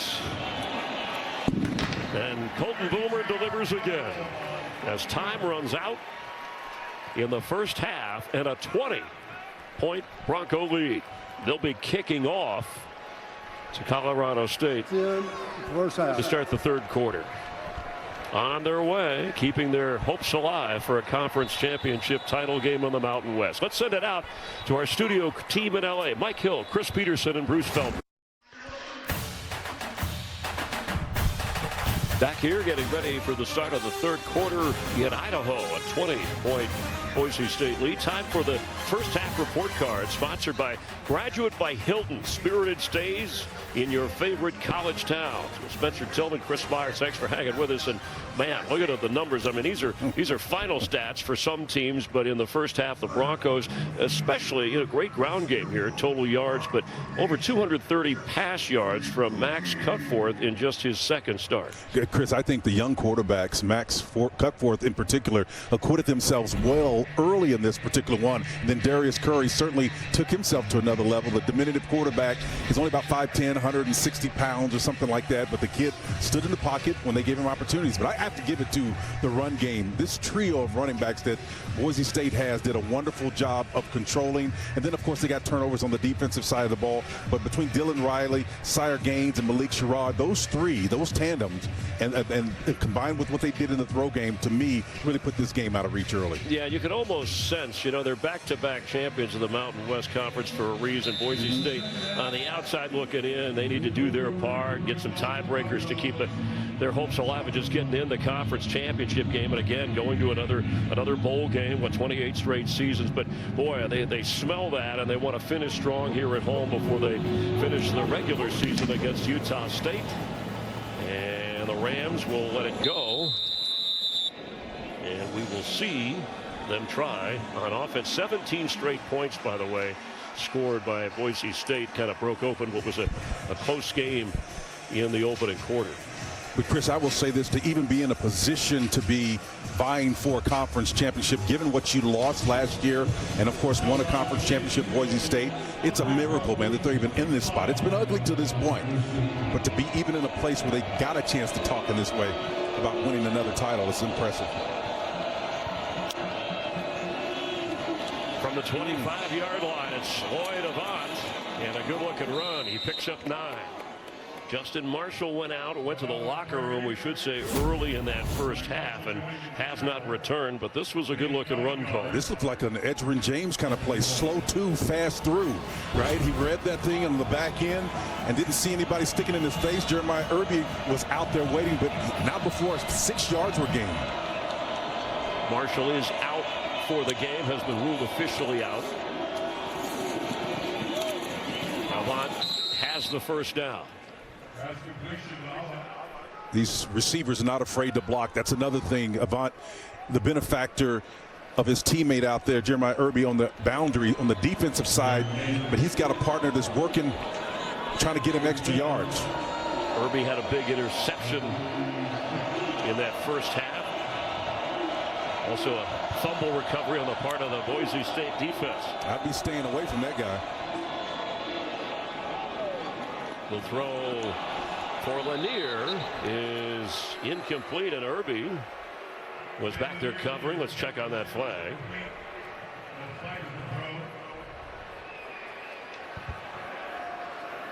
Pass interference, number 6 on the defense. 15 yards from the previous spot. Automatic first down. Well, they got the senior transfer. Got a little handsy there on the back end of it. Anytime you got man coverage, I think he knows he's got help over the top of the safety, but that right hand is what they got him on, and that's a tough call right there.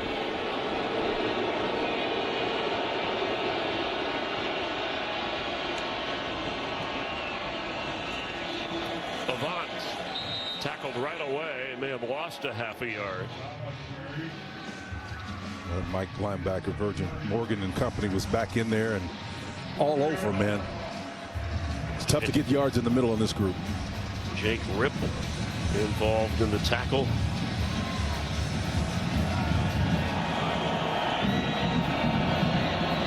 They love this 4 wide receiver package here. 90% of the time they're going to be throwing. And he does. Rocky Beers to the 45 before he goes out of bounds. It's a great football name, Rocky Beers, man. Crafting a little action here on that underneath route. Watch him again. You got a little split flow, trying to get some eye candy out there so that these guys can get attention away from him. He's got some athleticism in him too, man. After the ball's in his hands, he can do a little something with it. Had that 6th touchdown catch of the season, tying a school record.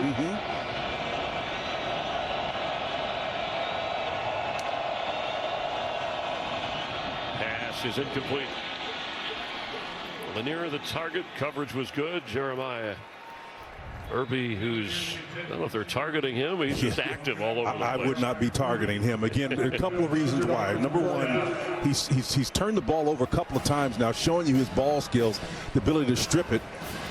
But Tyson Summers just keeps coming at this guy, you know. And from an offensive standpoint, Grant Chestnut is an old offensive lineman, a little bit hard-headed. That guy right there has stolen it from you twice tonight.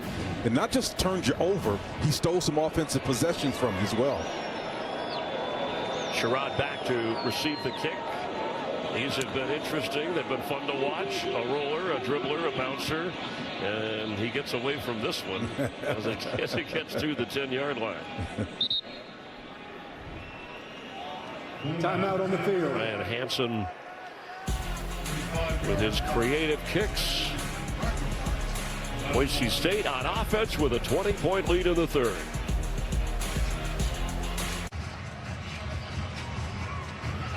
Elvis has not left the building. Maybe they'll have a little blue Christmas as we get closer here in the 3rd quarter. Boy, the trend with wins and losses, we said in all of their losses, they only scored 7 points, but in the wins, look at it, 44 points, and they have yet to be involved in a one-score game, and this is following the trend. Yep. And in the 39 seasons they've been on the blue turf, this has got to be one of the most challenging ones they've had in that stretch. Sire Gaines keeps on rolling up to the 18-yard line. Yeah, love that blue turf. It was federally trademarked. They were the first to do it back in the 80s, and they wanted to be different. First to have a non-green field here, and there's only 3 other colleges that have fields that aren't green, but nobody beats the blue. They're noted for that, as Gaines should have enough for the first down, and he does. And they're going to tear it up this summer and put in new blue turf as they do some reconstruction here. I know you were checking on that. It'll be the 6th time that they do that.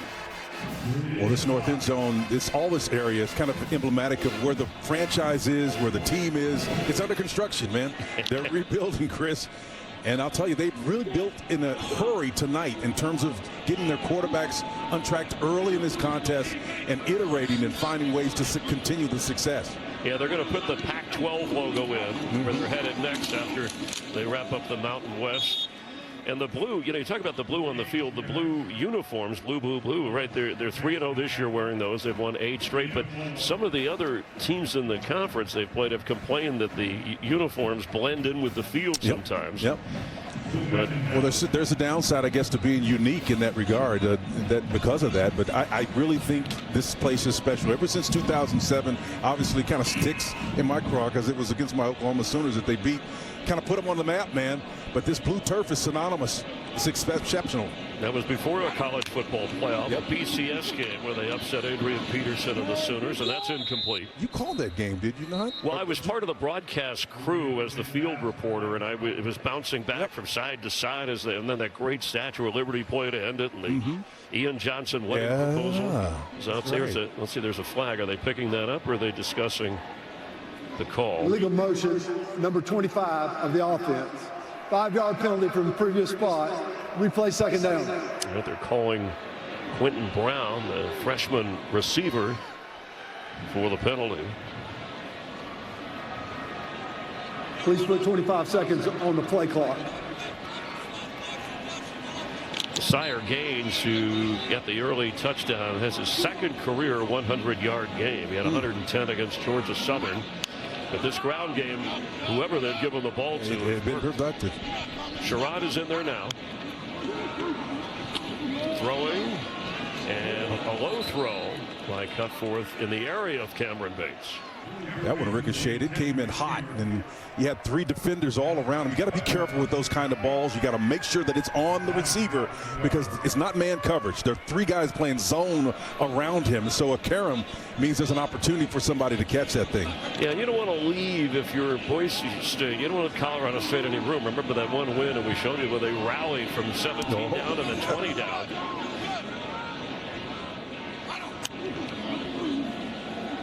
The move, throwing and completing. Oh, he had it. Caples. That would have matched his career high in catches. But he wanted to run with it before he gathered it in. And Chris, it was almost like they heard us. That last play was a zone coverage, and they had man, one trailer in your hip pocket. The quarterback moves out of the pocket to get away from the pressure. He's still running right now if he just secures that ball and puts it in his hand. Jahari Rogers is back there defending, and he's the one that was in his hip pocket. But, boy, he wish he had that one back again. Well, let's see. They get a break if Colorado State can respond offensively. A moving punt. I thought maybe he was going to try and run. I thought it was going to be past the line of scrimmage. For the first down. Yeah, he almost could have done that. There was room to do it. Interesting move by Oscar Doyle. And Chris, look at Oscar Doyle here. He's the punter, right? The guy's on the Ray Guy watch list, and he's got some athleticism to him. I want you to watch this. When he sees this thing, he carries it an extra while. He can head off to the other direction, man. The closest defender is there, but here's what he's got. He can attack the grass. That's the philosophy of this system, right? How about running it to that naked space over there, man? And Coach Danielson's over on the other side saying, hey, man, what are you thinking about? His coach smiling. He from Australia. They may revisit that. Yeah, we played Australian rules football before developing as a punter as Avant carries. It ended up being a 45-yard punt.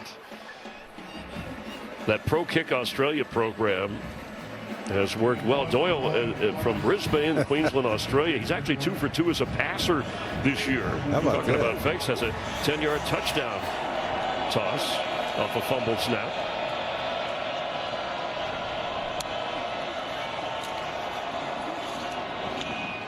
Caught, falling back to the 39 is Taylor.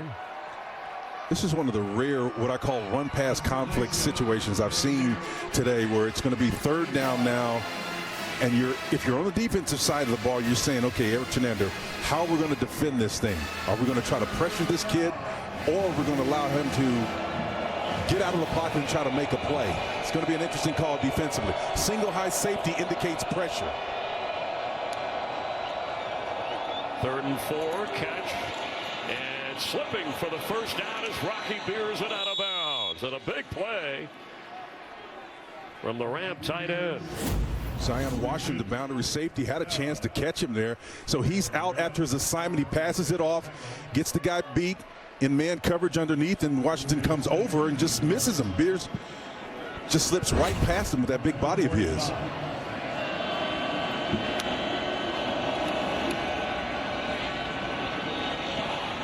Firing deep, incomplete. Kennard from the running back spot, the target. Curry threw it out there, showing off his arm strength. And that's just really unfortunate, too, because I think what you're going to find, the ball climbs on him, right? Hits him right in the shoulder pad. You know, if you're a receiver, Chris, you're going to pluck that thing out of the air. But running backs aren't used to catching the ball in open space like that. Kennard, wish he had that one back once again. Yeah, Sherrod Smith back there playing. He was injured, missed the last game, but he's been more active because of the McCoy surgery. And a takeaway. Another. That's the 3rd of the game. Zion Washington with this pick. Well, Chris Curry was thinking about trying to get the screen working in there. And when you throw it into traffic, you got to be really careful about those defenders who are around that ball. It's better to throw that thing in the dirt if you can't see it clearly. So once again, you got activity, you got motion, getting those guys cleared out in the middle, and he just floats it up a little bit too high. Way over the head. I'm not sure. Kennard was way in front of his offensive lineman. That was just a poorly executed play and an even worse decision to throw it if you're Curry. Top pass defense producing once again. Another takeaway. Wow. First down for the Broncos. And a miscue on the part of the Rams. Throwing. And Caples. Does he hang on? Going to the turf, no. Jahari Rogers put the hit on him. And he's hurt. Out on the field. Yeah, Chris, and it was almost instant. And when he hit the turf, yeah, I think it was. I don't want to speculate, but he hit.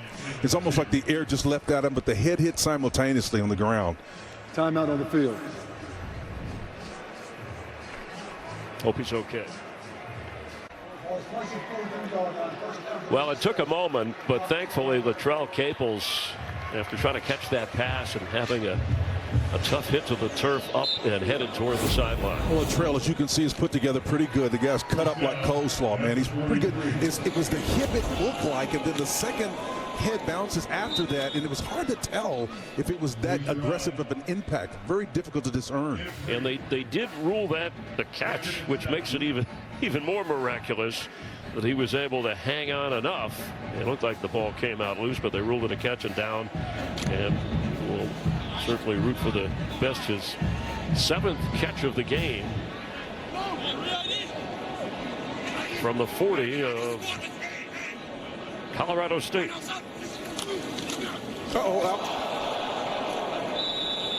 And got it back. Malik Sherrod on the exchange. Well, it's just a bad exchange. The ball coming out, play action. And you know, backs will occasionally reach for the ball instead of creating a pocket with the elbow up. I think that's what happens. Or you're reaching for the ball, simply can't do that. You got to be clean with it, never get away from your fundamentals. Right arm, shoulder up, the underneath open.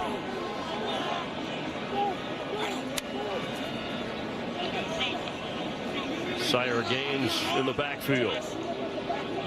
Well, he got man coverage is what he wants. Somebody got to be open. He has time. Got him. And underneath. He dropped it. Cameron Bates couldn't hold on. And they worked so hard, Chris, to get that thing open. They went pre-snap motion to try to see if the defense would reveal what its coverage was. They did. They got exactly what they wanted, and it's dropped it. Well, now it's 4th down. Holy cow. From the 41. And they're going to leave the offense out there.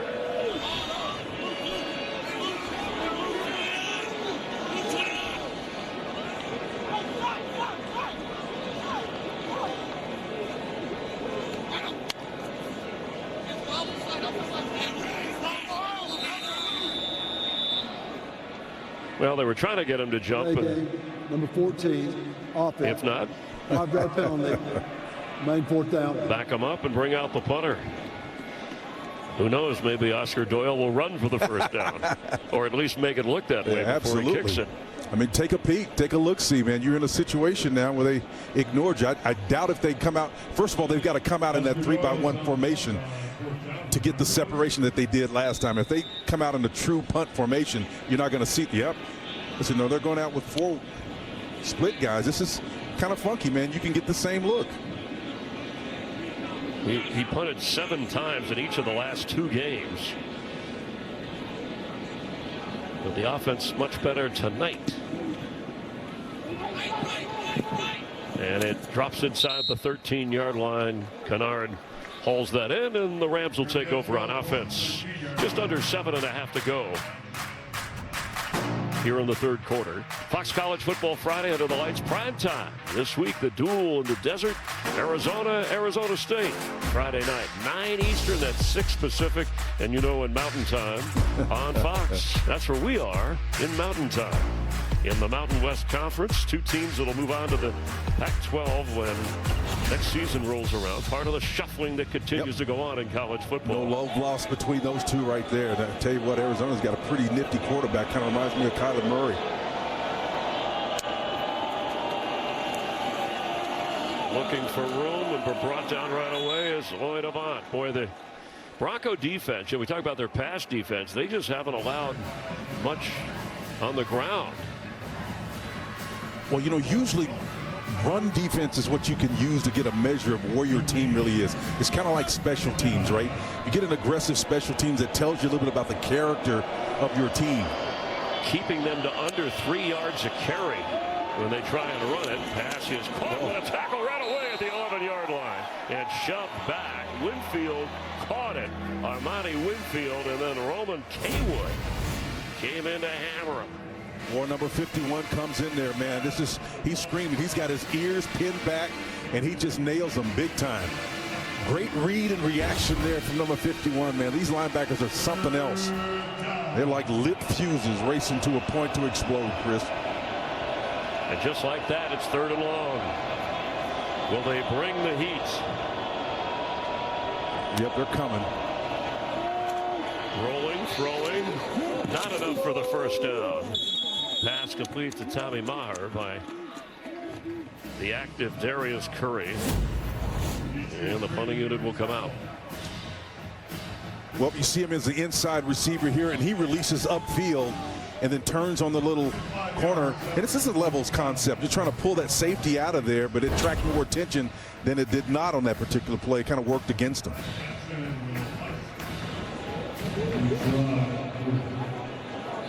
No worries.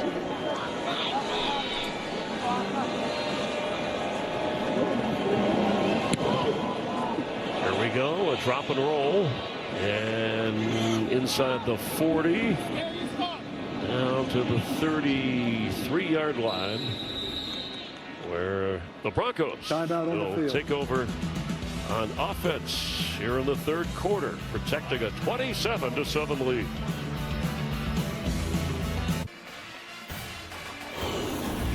College football on FS1, sponsored by Graduate by Hilton. Spirited stays in your favorite college towns.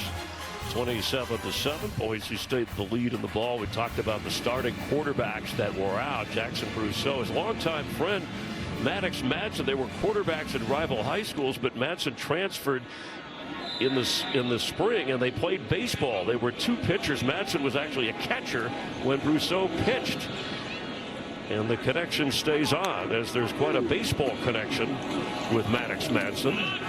As Dylan Riley carries. In fact, his full name is Maddox Jeter Madsen, so you get as much of the baseball. Number 2. And there's Brousseau looking on. Madsen, his brothers are named Mick for Mickey Mantle, McGuire, Mays, his sister Macy Joe, like Joe DiMaggio, and other brother Murphy. So baseball running through the starting quarterbacks, although injured in this game. But a neat connection between those 2 talented young players. Nice. Number 2, Jeter. A big hole, and off and running is Dylan Riley. Another great move inside the 30 of Colorado State. And Chris, that's the sign you're looking for. And maybe one other game, New Mexico, when they've shown a dominance, ability to put teams away late. Even though we haven't reached the 4th quarter yet, this is what you're looking for. Consistency, signs of growth. And it's not a surprise that it's coming via the run game. These running backs are impressive, man.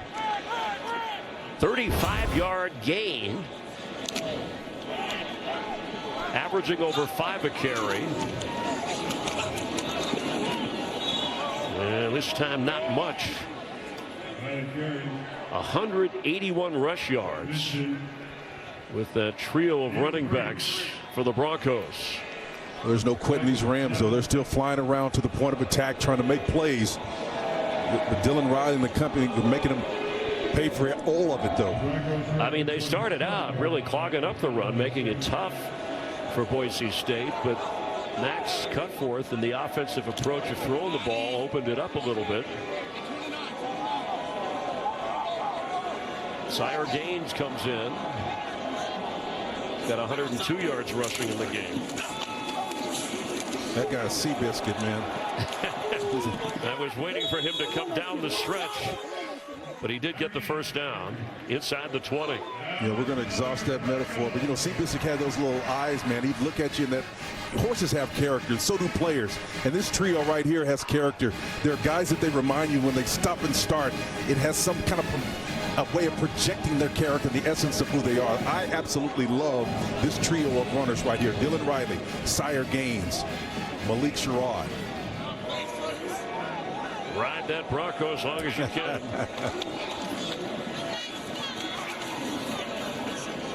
That's Gaines to inside the 15-yard line.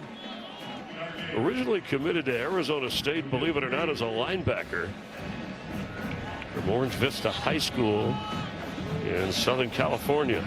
And they all do something a little bit different. I think Sherrod is more of the gadget guy, right? The one they want to get the ball to him in space and try to do some creative things. They were a little hesitant to do it because the quarterback development. But since we've seen Max Cutforth do what he's doing, they should allow him the opportunity.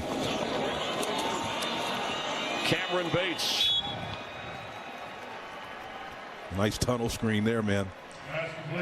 And a first down, chewing up yardage and the clock.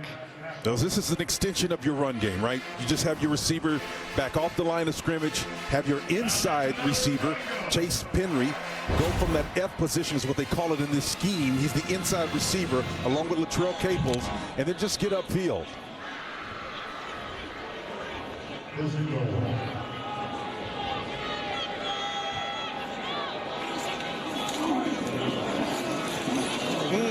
Gaines.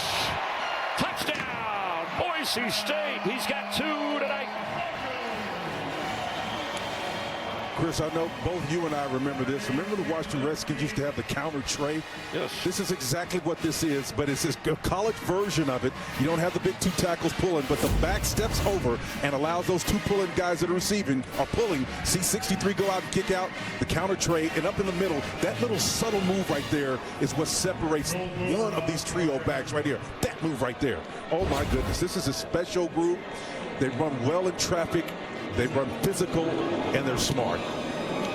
Redshirt freshman in the end zone. The extra point hits the upright, but things are going all right for the Broncos. It goes through, and it's 34-7.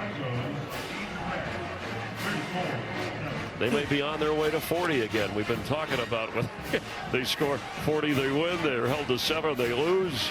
But it's closing time here, not only in this game, but in the season. If they get past this, then Utah State maybe get into the Mountain West Conference Championship game. There's a series of tiebreakers that would need to happen, but they're going to go to a bowl game one way or another. And the rushing game is leading the way, Chris, and you can see once again their ability to run inside and outside. The interior line play has really opened things up, and when they need to go get that physical yard, they're able to do it. These guys right here, Sire Gaines, they run so kinetically inside close spaces, man. These guys are like little protons bouncing off one another in that interior line. You'd love to have backs leverage their speed and be physical like they are. It's a rare combination of gifts that they have.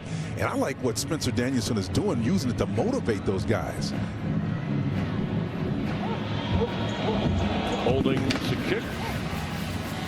And touchback. You know, it was interesting, Spencer Danielson telling us, you know, it's been a challenging year because of, you know, the expectations of this team. But he broke it into the season into kind of 3 what he called areas. The first month is building your identity, right? And then the mid-season was the skill building, and then November he called it the you know, the separation month.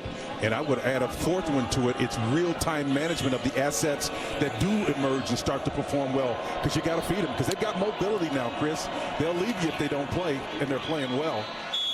You feel the momentum. The defense is all over this as well. Yeah, he said it hurt him in the heart in the Fresno State game because he felt the team didn't really battle. They got booed off their home field. He said, I wouldn't have blamed him in that situation. His first home loss as a head coach here. But he thought the San Diego State game, even though they lost in the weather conditions and the quarterback, they battled enough there, and it built something that he thinks, or he thought, would show up tonight, and it certainly has. That's a perceptive of you. We'll unpack that in a second, because it really was close to him. Open down the sideline, and the catch is made. It's Rocky Beers all the way down to the 36-yard line. Well, Beers has really had some explosive plays. I like this kid right here, man. He's shown me something tonight. Watch Beers get time. The little cursory fake here. And the ball's placed over the top of coverage, corner on the outside, the safety underneath, and Beers there for the grab. Leading receiver for the Rams, 5 catches for him. Avant for a nice block. Here's a flag, and incomplete. I think this is going to be holding on the Rams. That left side, Latu's almost was ready to get home.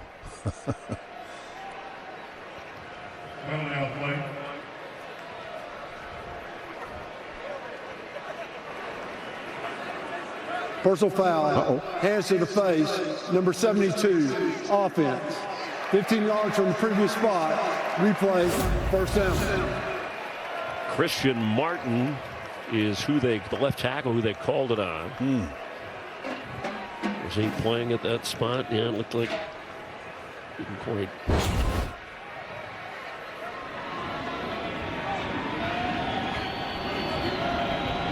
So back at midfield after assessing the penalty on a 1st and 25.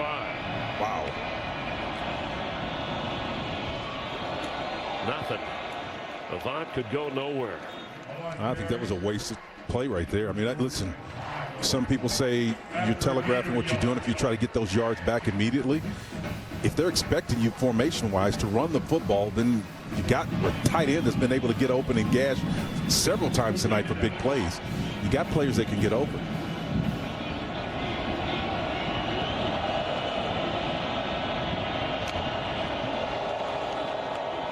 From the pocket, pass is caught. Beers again to the 37, but well short of the first down on a 3rd down and about a dozen. Yeah, Beers is the next level player. I'm convinced that I've seen enough of him. He kind of reminds me of Brent Jones because now he's lined up inside in a slot receiver position. And it's the classic trio or that triangle that Bill Walsh used to make. If you can stress it, that triangle will expose any defense's intentions. And this guy runs it about as well as any tight end I've seen.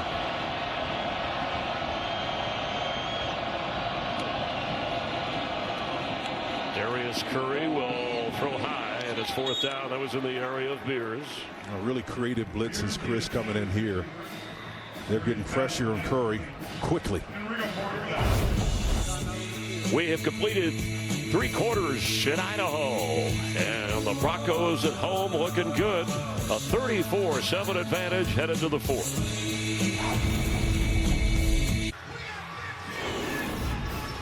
Hope you're enjoying college football on FS1, sponsored by Graduate by Hilton. Spirited stays in your favorite college towns, and they're having a good time here in Boise. Fireworks from this offense as we begin the 4th quarter. And on 4th down, they're staying out there. Need to get to the 25-yard line. A dozen is what's needed here. A chance for the Bronco defense to shine even more. In trouble. And they're not going to let him get away. He's sacked all the way back at the 49-yard line. Zion Washington led the charge. Well, Jaden Mickey had him dead, the right's number 20, and he came from that nickel linebacker position. It's kind of a hybrid role, so watch 20 come in late and lose him on the first go by.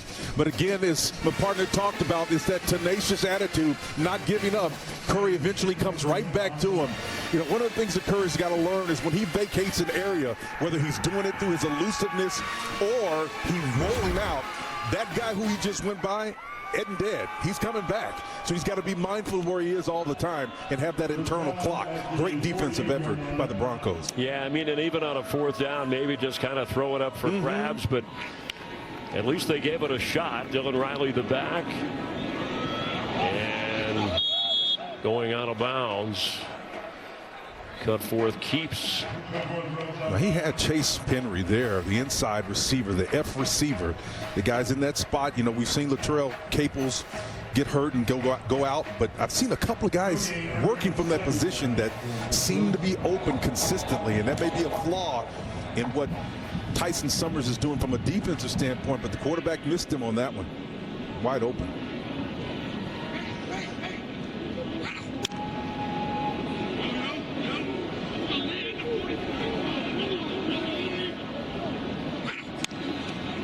Cut forth, quick pass, and knocked away. The coverage was good. Well, if they can get any kind of coverage for any length of time, they're going to have people open, even though you got off coverage up top, right? So look at the distance he is off of the coverage on the inside, and just got to be able to put that ball on him and get it to him in space and let him see if he can make a play. It's straight man coverage. Dylan Phelps, the excellent defense.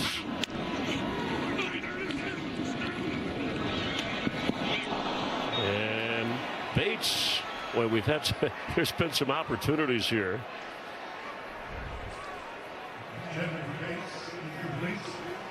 I think Dylan Riley was wide open too, Second drop for Bates in the game. Did have that big 42-yard gainer. But on fourth down, back to Oscar Doyle time. He looks like a rugby player. And I mean that in the nicest way. You too kind. A little girth there on him. And he'll kick it away. Fair catch inside the 10 before going out of bounds. New Mexico has won a 20-3 final over Air Force. San Diego State playing a little bit later. And this game well in hand. So that the Mexico win keeps him in the title hunt. So this thing was crowded when we came in with 2 more games remaining, 7 teams within 1 game turnover. So it's a crowded space. Mountain West going to have 4 teams that might all be in a tiebreaker to see who gets in the conference championship game. Oh! Kennard, it's loose. Javion Kennard off and into the end zone for a Ram touchdown. And a flag down after he crossed the goal line. 91 yards. Wow. Boy, that's just he's high-stepping, man, right there. I'm not sure what the penalty's on, but number 24 shows you he's got some burst and some speed. I don't know about that. He's only 5'8". During the play, unsportsmanlike conduct, number 24, taunting, 15 yards from the spot of the foul. First down, Colorado State. Wow.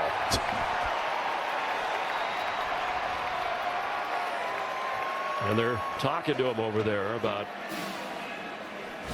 and that's happened in the pros. We gotta see exactly. Yeah, and that side judge is grabbing that yellow hanky the minute he gets into that stride mode and starts Tennessee horsing it down the sideline. And I don't know. Is that? Yeah, I don't think it's I personally don't believe that's an issue. I mean, takes the touchdown away. I thought we had SEC officials there for a minute. Yeah. We saw it. He was in the end zone, but nice catch in traffic inside the 25. That's Tay Lanier. Wow, a 91-yard play. Gated. Yeah, because of taunting. But did you notice how Tyson Summers and all those coaches on the sideline handled it? They didn't go up in arms, put their hands on the shoulders, consult the kid. It's a learning experience. No question. And a good tackle right away on Avant. And a flag down. Travis Anderson, maybe. There's a flag on the other side of the field as well.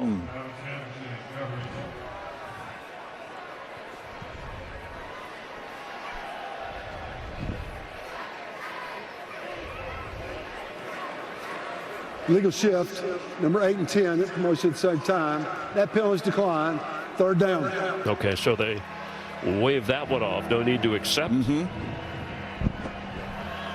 Spotted at the 24. Just trying to get some points after that first possession when the Rams marched downfield and got the touchdown.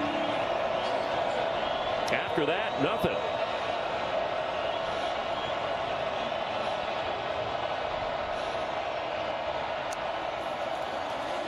Blitz is on. Catch is made, and taking it for the first down is Tommy Maher, and that should be enough. We'll check the exact spot. Yeah, that's a nice big boy throw right there. Three-quarter field, Chris. On the far hash, Curry sets up, and that ball's got to go across three-quarters of the field. It gives you a sense of how strong this kid's arm is. Small guy, but man, he puts it right on the mark.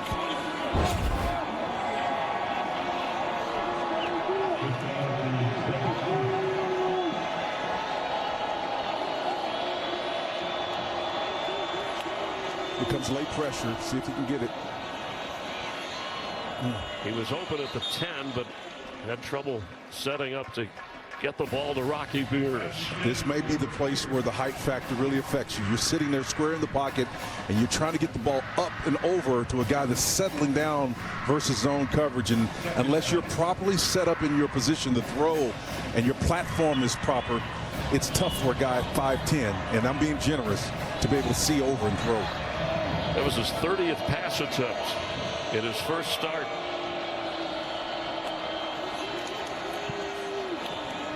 Curry completes. Kennard's back out there. Of course, they're thin with that hand injury to Justin Marshall. It's been Kennard and Avant. That's it as far as running backs that have been able to go. Well, we saw Darius beat man coverage on that one. I mean, he had a blitzer right in his face. He dealt with the pressure, took the blow, completed the pass. That's growth.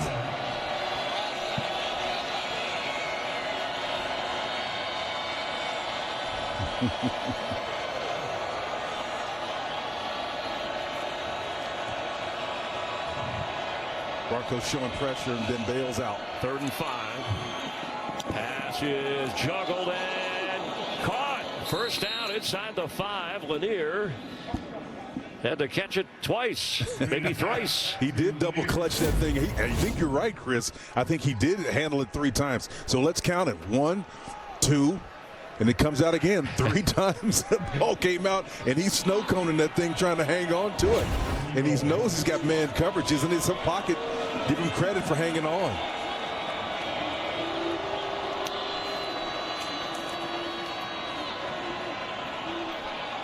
The hand, it hasn't been ruled an incomplete pass. An open hand, and that's Ty Benefield who has the football. It looked like I think it was a lateral. Didn't want to throw that. It looked like he was trying to pull it back. Get the ruling on this. Did not hear a whistle or a wave that it was incomplete.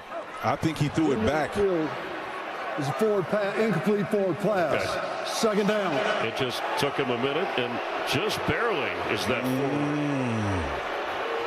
From my angle, it looked like it was about a yard behind where he was, and he was moving, so you give him credit for that. But man, that's a tough one right there. He's lucky. Yeah, it's not so much the body, it's where the ball is. So that did look close, but it still, I think they got it right. Oh, was that a spit? What the heck was that?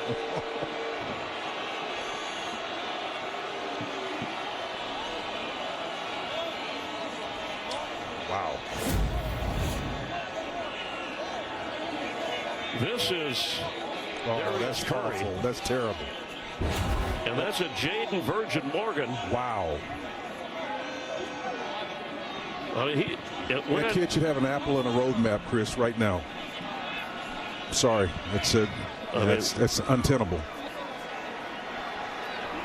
All right, so Danielson is down there talking to the officials, and I think he's saying if he saw what we saw, the frustration, right, the shove from Virgin Morgan,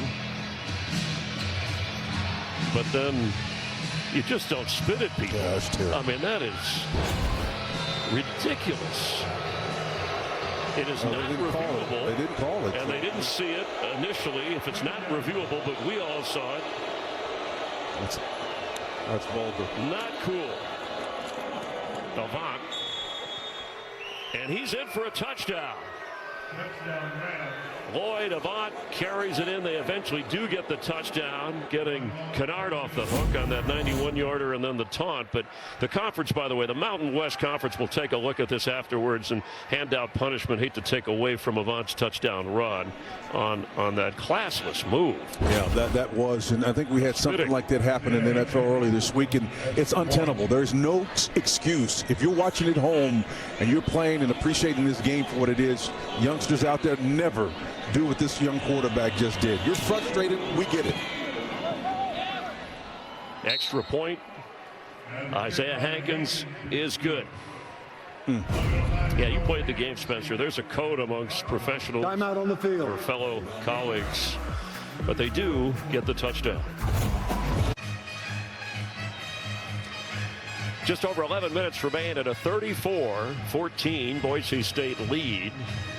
And Darius Curry, the moment of frustration. Now, Spencer, you played the game at a high level in college and in the NFL, and I know it's an emotional game, but there are some boundaries that's just inexcusable. If you're going to be out there, you just can't cross that. Now, and I don't know what Tyson Summers and what he saw, but that's not his kind of program. I mean, should he bench his quarterback the rest of the way? I mean, what kind of punishment do you think should come his way? Without a doubt, you should bench him. You have to be able to appraise the situation and make a decision. If you want to preserve your culture and trust, you cannot allow that to stand, because once you do, every athlete that does it subsequently has a tenable reason to do what they did.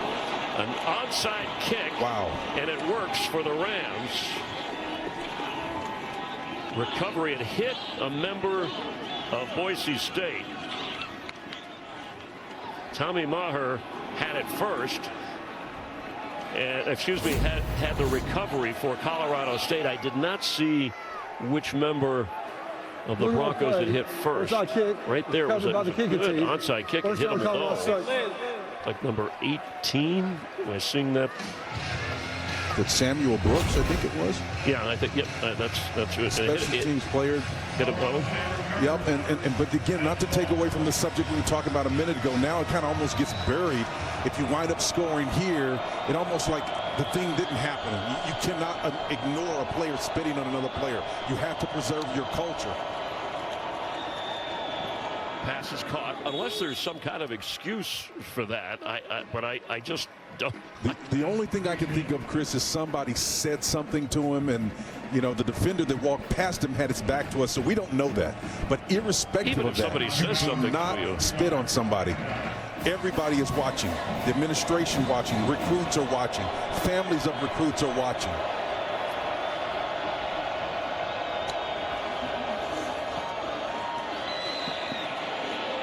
On the move, wide open inside the 30. Tommy Maher all the way inside the 15, and a first down for the Rams.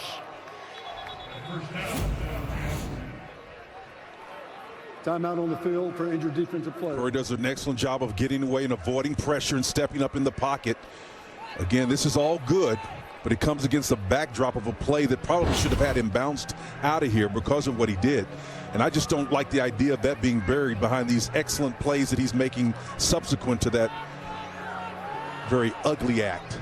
Yeah, I mean, he'd been having, under the circumstances, hanging in there a pretty good game considering his first start as the quarterback for the Rams. And Jeremiah Irby was shaken up on that play.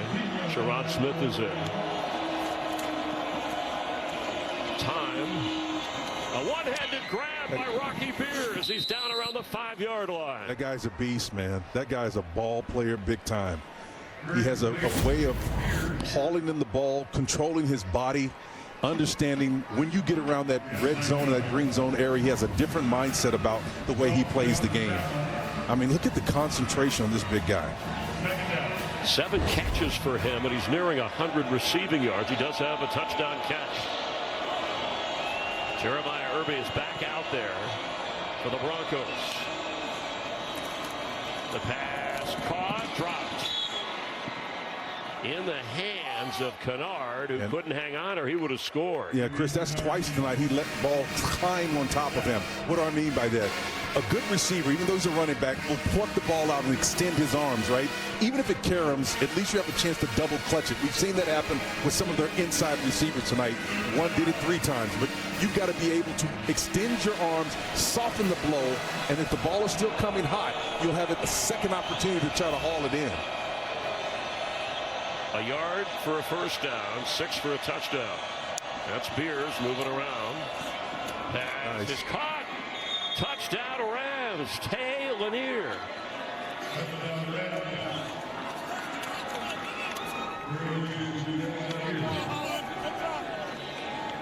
With this extra point, you're talking about a 2-possession game all of a sudden.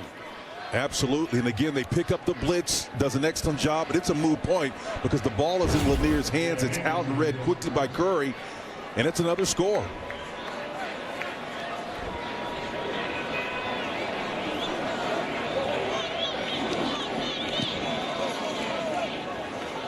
Point after.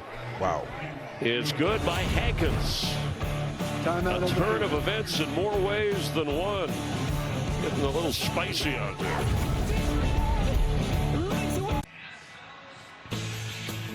Fun moment here moments ago in the fourth quarter. That's blitz. The T-Dog since 2021 runs out, grabs the T's and brings it back. But racing against his sister, who is named Bourbon. And Blitz is going to retire after this game. Also collects baseball bats. It's really a great black lab that is well trained. And that's Bourbon, his sister, who's going to take over the job. It went to the wrong one, so just a little bit of training there before she gets the job full time. Bourbon, huh? Bourbon. That's neat. Bourbon taking advantage of the shot. After that onside kick, they try it again. This time, Cameron Bates is all over it. And still plenty of time. Just over 9.5 to go. And 2 possessions. But can the Ram defense stop Boise State? But you got to go back to the inflection point when it all happened. It keeps coming back to Curry, spinning on another player, and then Tyson Summers allowing him to stay in the game. This is going to be something that will be revisited far after this game is over. The run game has been dominant. Sire Gaines is the back. And that's a strong first down run inside the 44 of Colorado State. Yeah, that's a heavy level run right there, man. Sire Gaines is showing he's got some ability. You know, it's supposed to be low man wins. It's supposed to be physics. That guy was probably a little bit higher in the shoulders, but he got underneath him and still got plus yards. Look at those numbers, 130 rush yards. He's got a couple of touchdowns. He's averaging, that comes out to over 7 a carry. He stays in the game, and he's had to share the rush attempts with Malik Sherrod and Dylan Riley.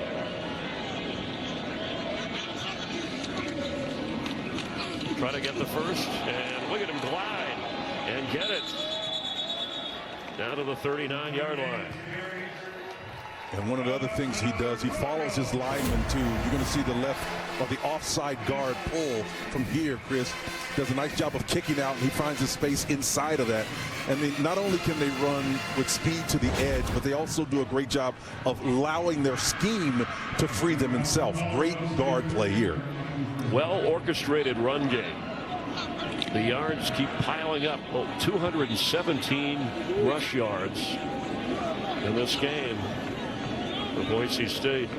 Dylan Riley has had a 200-yard game himself against UNLV. But this is Sire Gaines time.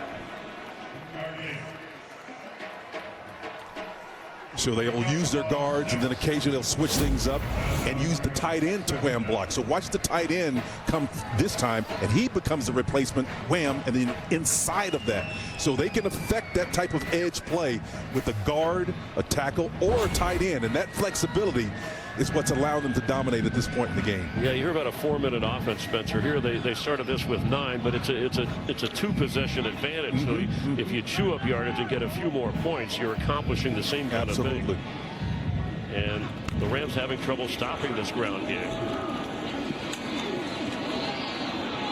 Gaines again. I'm telling you, he's always moving forward, man. Yeah, got the first down.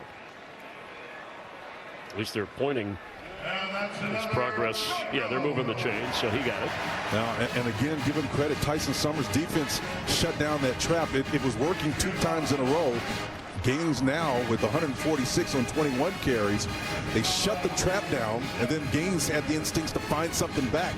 There was not a hole. So these backs, utility, man, they're impressive. Yeah, putting his numbers up in the rush yardage, it's like the tote board at a telethon. They just keep going up. I might leave him up there and watch him keep rising. Nice. And the clock runs under 6.5.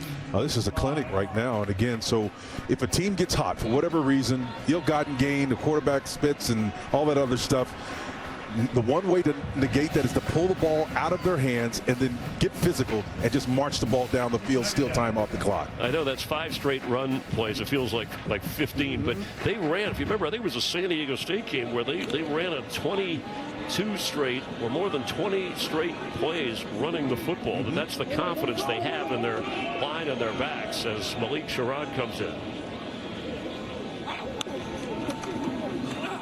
Nice. And there he goes. Sherrod to the end zone. Touchdown, Broncos. And he's got 2 tonight. Good night. 40 on the board. And partner, that's what they do. If it's not broke, don't fix it. Here comes the trap block again with the tight end, right? He's in short motion, and he's going to end up kicking out on the outside. The back is going to run underneath that inside. I'm telling you, he's got the corner, and he's got the speed to put you in his hip pocket, and there's nothing that Jake Jamilovic could do about it. He's gone. And they're going to go for 2. Boy, they grind, and then he pops it loose from 24 yards out.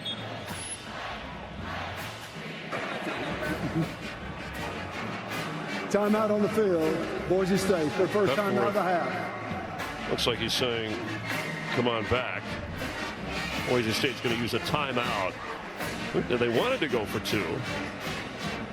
That's the way to take a win out of the sails of a team that was trying to revive itself. And I think they used the timeout because the play clock was running down. And they didn't want to have a penalty to back them up. So interesting to go for 2 here. Mm-hmm. I mean, you're up.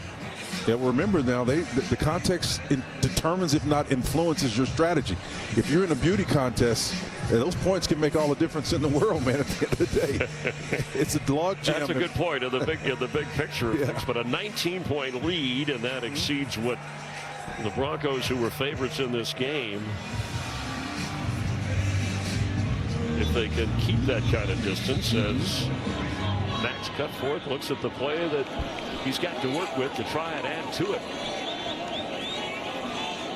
Sherrod is in at running back. Throwing, and it's a slam dunk. They get 2. That's Cameron Bates. And they double up the Rams. 42-21.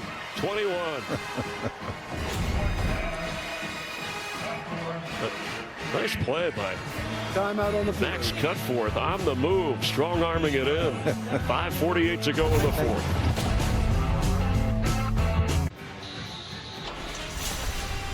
Tomorrow, a Fox NFL doubleheader. The Vikings taking on the Packers.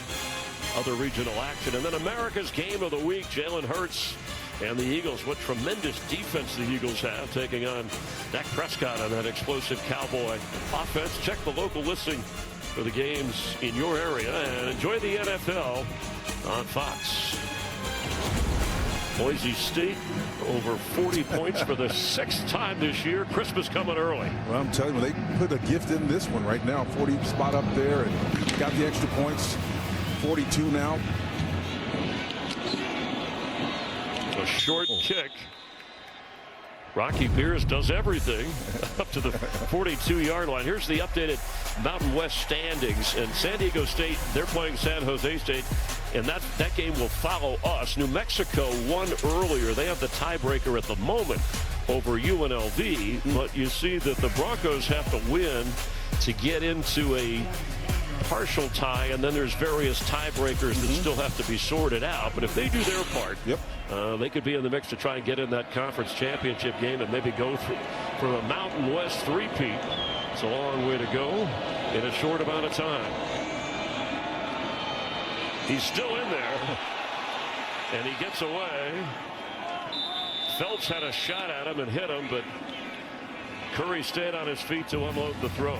Yeah, Bourne's got in there, as you said, and the pressure was coming deep. He comes from depth, and they got a little scissor stunt. They just twist in responsibilities, and of course, Bowen Phelps got him in the end, man. And there is a flag.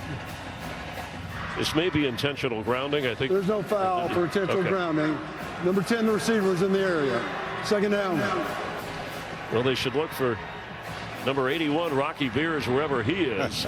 A career-high game for him. 7 catches, 94 yards and a touchdown. And tying the school record for touchdown catches in a season at Colorado State.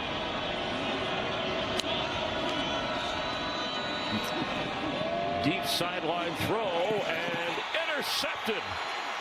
Jeremiah Irby has his second of the game, and he's working his way back across midfield. And down to the 41. Here comes a flag. But the pick is good by the Bronco defense. Well, I'm telling you, man, this Irby kid has been all over the place, and this flag comes well after the interception. I mean,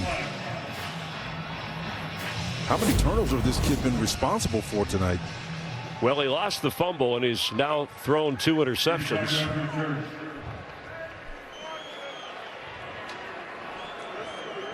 Great job of seeing that ball. During the return, well below the waist, number 65, the offense. 15 yards we added to them, the run, automatic first down. It was on Philip Ocon, the center for the Rams. So let's see big fella go down a little bit too low. Wow. Below the waist. That was definitely low. But that guy right there, man, 2 interceptions, a fumble recovery tonight. That's a Kalen Bullock kind of day, man. Next level. All 3 takeaways belonging to him. And Curry on the other side responsible. Another skull on the pole. That defense will scare you.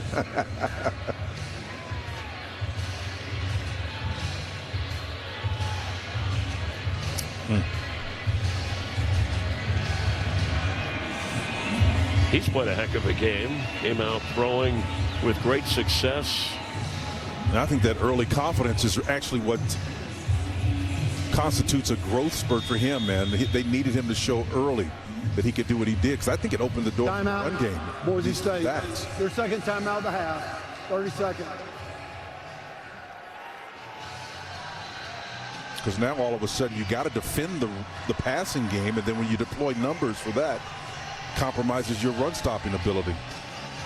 Boise State has used a timeout. And I thought it was a little cool temperature-wise, but I guess for the folks here in the 40s, they can handle it. They're ready for the holiday season. And while we have a minute, I want to wish everybody a happy Thanksgiving, you and your family, for watching and enjoying some college football on FS1 and Fox and NFL around the country. And I think that, the chance of Madsen coming back, he had that lower leg injury, and they're hopeful that he could be ready for the Utah State game and or a conference championship or bowl game. But certainly Max Cutforth, whatever hesitation or doubts anybody had. Well, he's acquitted himself well. There's no question about it. But I think the return, speaking of reclaiming things, this north end zone is looking pretty good right now. They had all the guys in the orange hats on the far side of the field. They're going to have that north end zone just load seating, all those high-level dollars, man. They got the NIL thing working. And you got to find ways to bring revenue in this place. And you got a redshirt sophomore to build around.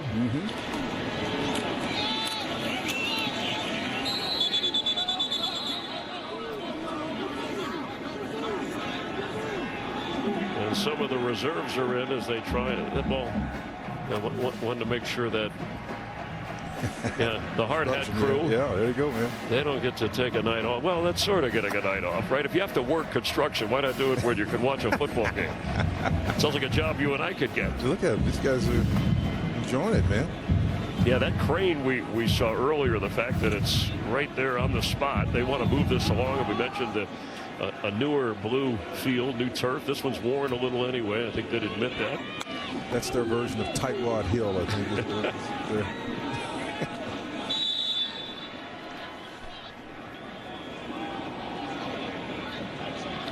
So when they got the ball back after the Rams got to within 2 possessions, they just ran it down their throat. And Sherrod dashed in for the touchdown and pretty much put this game on ice. Took the momentum out of Colorado State after they battled back. And that's what you want to do. You know, we talked, Chris, you and I, about what constitutes balance now. And in talking with Coach Danielson, it's not about running an equal amount of time with your pass game. It's about being able to do what you need to do when you need to do it. And they're needing to run the ball. Still possession and time off the clock. This is Seth Knott, the redshirt junior from Bishop Kelly High School here in Idaho, Meridian, Idaho. And they brought him in to give him some work. He got the first down. All of his 7 carries came in the first 2 games against Eastern Washington and Appalachian State. Coming into this game, he has played in 5 other games, but without a touch. But nice to get a local guy in along with the local guy, Max Cutford. No question. I mean, those local roots go a long way for a program like this in particular. He was first team All-Idaho as a senior in high school. And it showed some tough runs here when they're trying to work the clock. And you can bring those guys in late when you have 3 running backs perform as well as they did, you know. State, the 3rd and final timeout of the half. Broncos used their final timeout. Unless there's some kind of miracle here, they'll be on their way to 7-4. And the Pac-12, it's interesting because we talked about the turf being replaced because the new logo that will be required, as they have Utah State on the road before this regular season wraps up. That'll be next year as a group of teams head to the Pac-12. I mean, going back, we were talking about Colorado State being in what was the WAC, the Western Athletic Conference. And then, of course, the Mountain West. And when this conference was established, Boise State has really dominated, made the most of it, and hope to take that forward. Nice vision. Not still fighting hard inside the 10-yard line.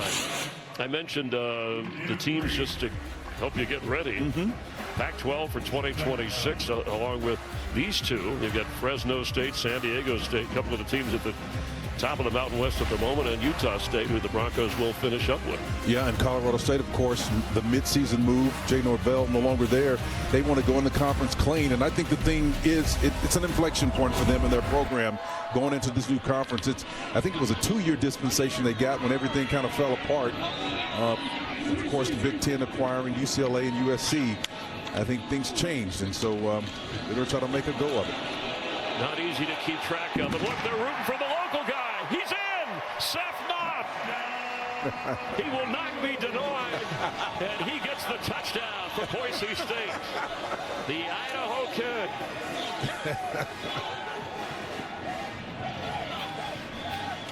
And both Dylan Riley and Sire Gaines, Spencer, they were running down the sideline to celebrate. How about that, man? The effort from Seth Knott. And that's what you love right there. That camaraderie is there, man. And I think it's nurtured, right? The coaches allow those 3 guys to get in there. You got one of them that's got over 150, right close to it yards. And then the backup to the backups. All of a sudden get in the end zone, man. That tells you something about that room. It's special. The extra point is an exclamation point. 49-21. High scoring. The Mountain West enjoying this. That's great stuff right there, man. And there's when the rest of the team comes running. There's Riley and Gaines. Look at that, man. And those are the first, second, and third, and fourth team backs all congratulating one another. That's what you look for. Yeah, and why this highlights the depth of Boise State, even with some of the injuries they've had. Well, it really exposes, too, the Colorado State situation in terms of playing 48 different lineups of players. And the leading rushers of this game, look at that. The three of them needed a breather. so they went with Seth Knott. The distribution of production right there tells you something. These are meaningful yards right here, right? Gaines gets the lion's share of it, but those other two, nothing slouchy about 72 yards, 56 and 25 if you're not. Wonderful job. Well, it was close early, and then the Broncos busted out in front, and then a rally from Colorado State in the fourth. But then back to the ground game, and the Bronco defense dug in.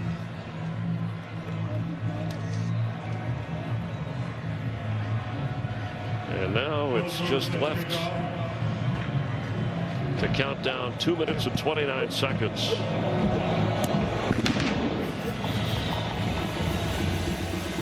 It'll be a touchback. You wonder if Taj Bullock, the backup quarterback to Curry, would get an opportunity here. Yeah, I think you're in a position where you can do that. I mean, I think it's the right thing to do.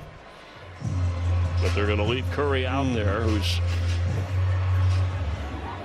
25 of 43, 43 pass attempts, 3 interceptions.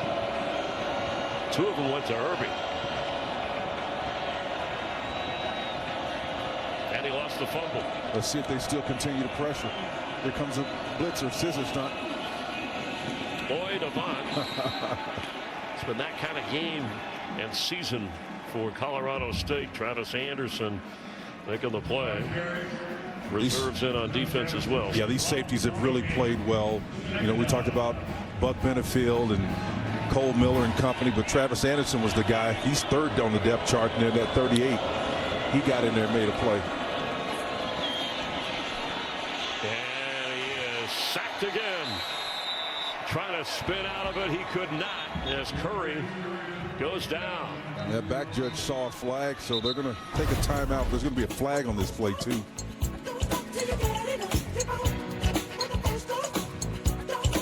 Check out that flag.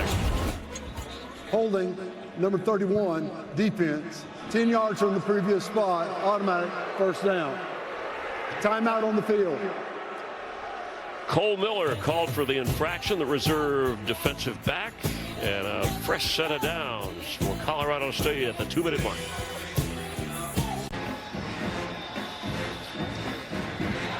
Outstanding program here at Boise State as the Broncos put up 49 on Colorado State. Barry Switch used to say, let's hang a half 100 on them, boys. Well, they're close. And Darius Curry, the freshman from Long Beach, controversial now in his first start for the Rams, is still out there and still firing. And Rocky Beers reaches up and grabs it. There's a flag down. He catches it and goes down inside the 35 of the Broncos. Yeah, we've been justifiably critical of this quarterback for a decision he made, Darius Curry, but well, this kid stays in the pocket. Watch him stand tall at 5'10" in the pocket with all that trouble around him. I'll tell you, he has no fear. Pass interference, number 81 offense. 15 yards from the previous spot. Replay first down. A push off, and that'll take away his big catch. But what a game he's had. Yes, he has, man. That guy right there is a baller. Fighting to the finish. Look how sinewy he is. He's got those long levers, man, and the fluidity. Think of those, some Colorado State, former players that went on to the NFL, like, Trey McBride, we mentioned the Arizona Cardinals, Lawrence McCutcheon, you go back with the absolutely. LA Rams, right? Joey Porter and Shaq Barrett, Al Baker, Al Bubba Baker, Torrey Horton. It's a good program.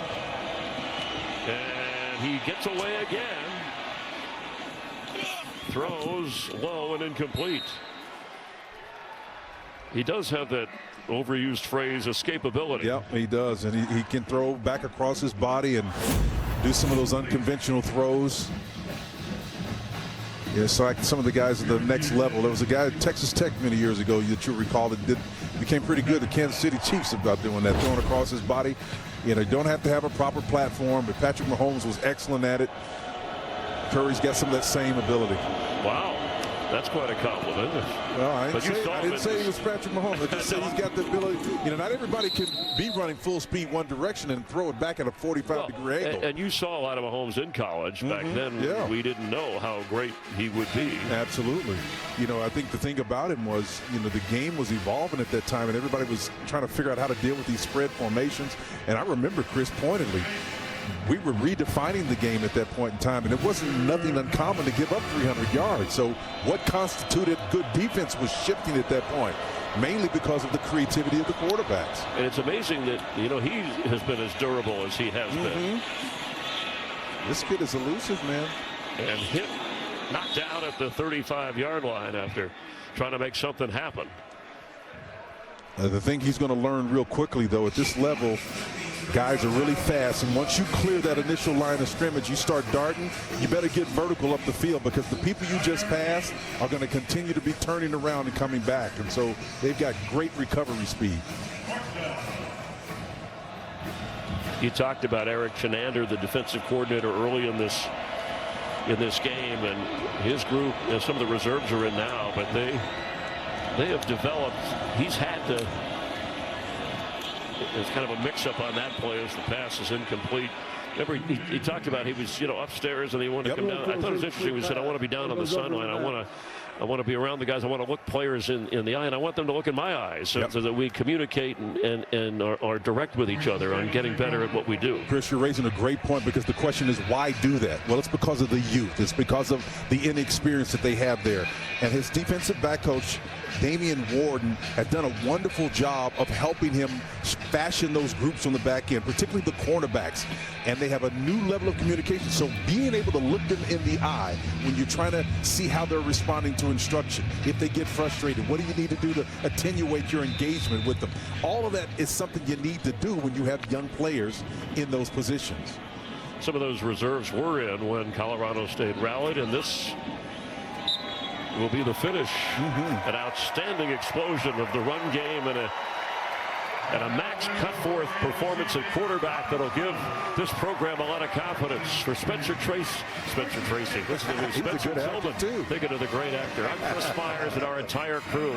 The Broncos win big, 49-21. Our live coverage now. Let's go to San Jose State and San Diego State.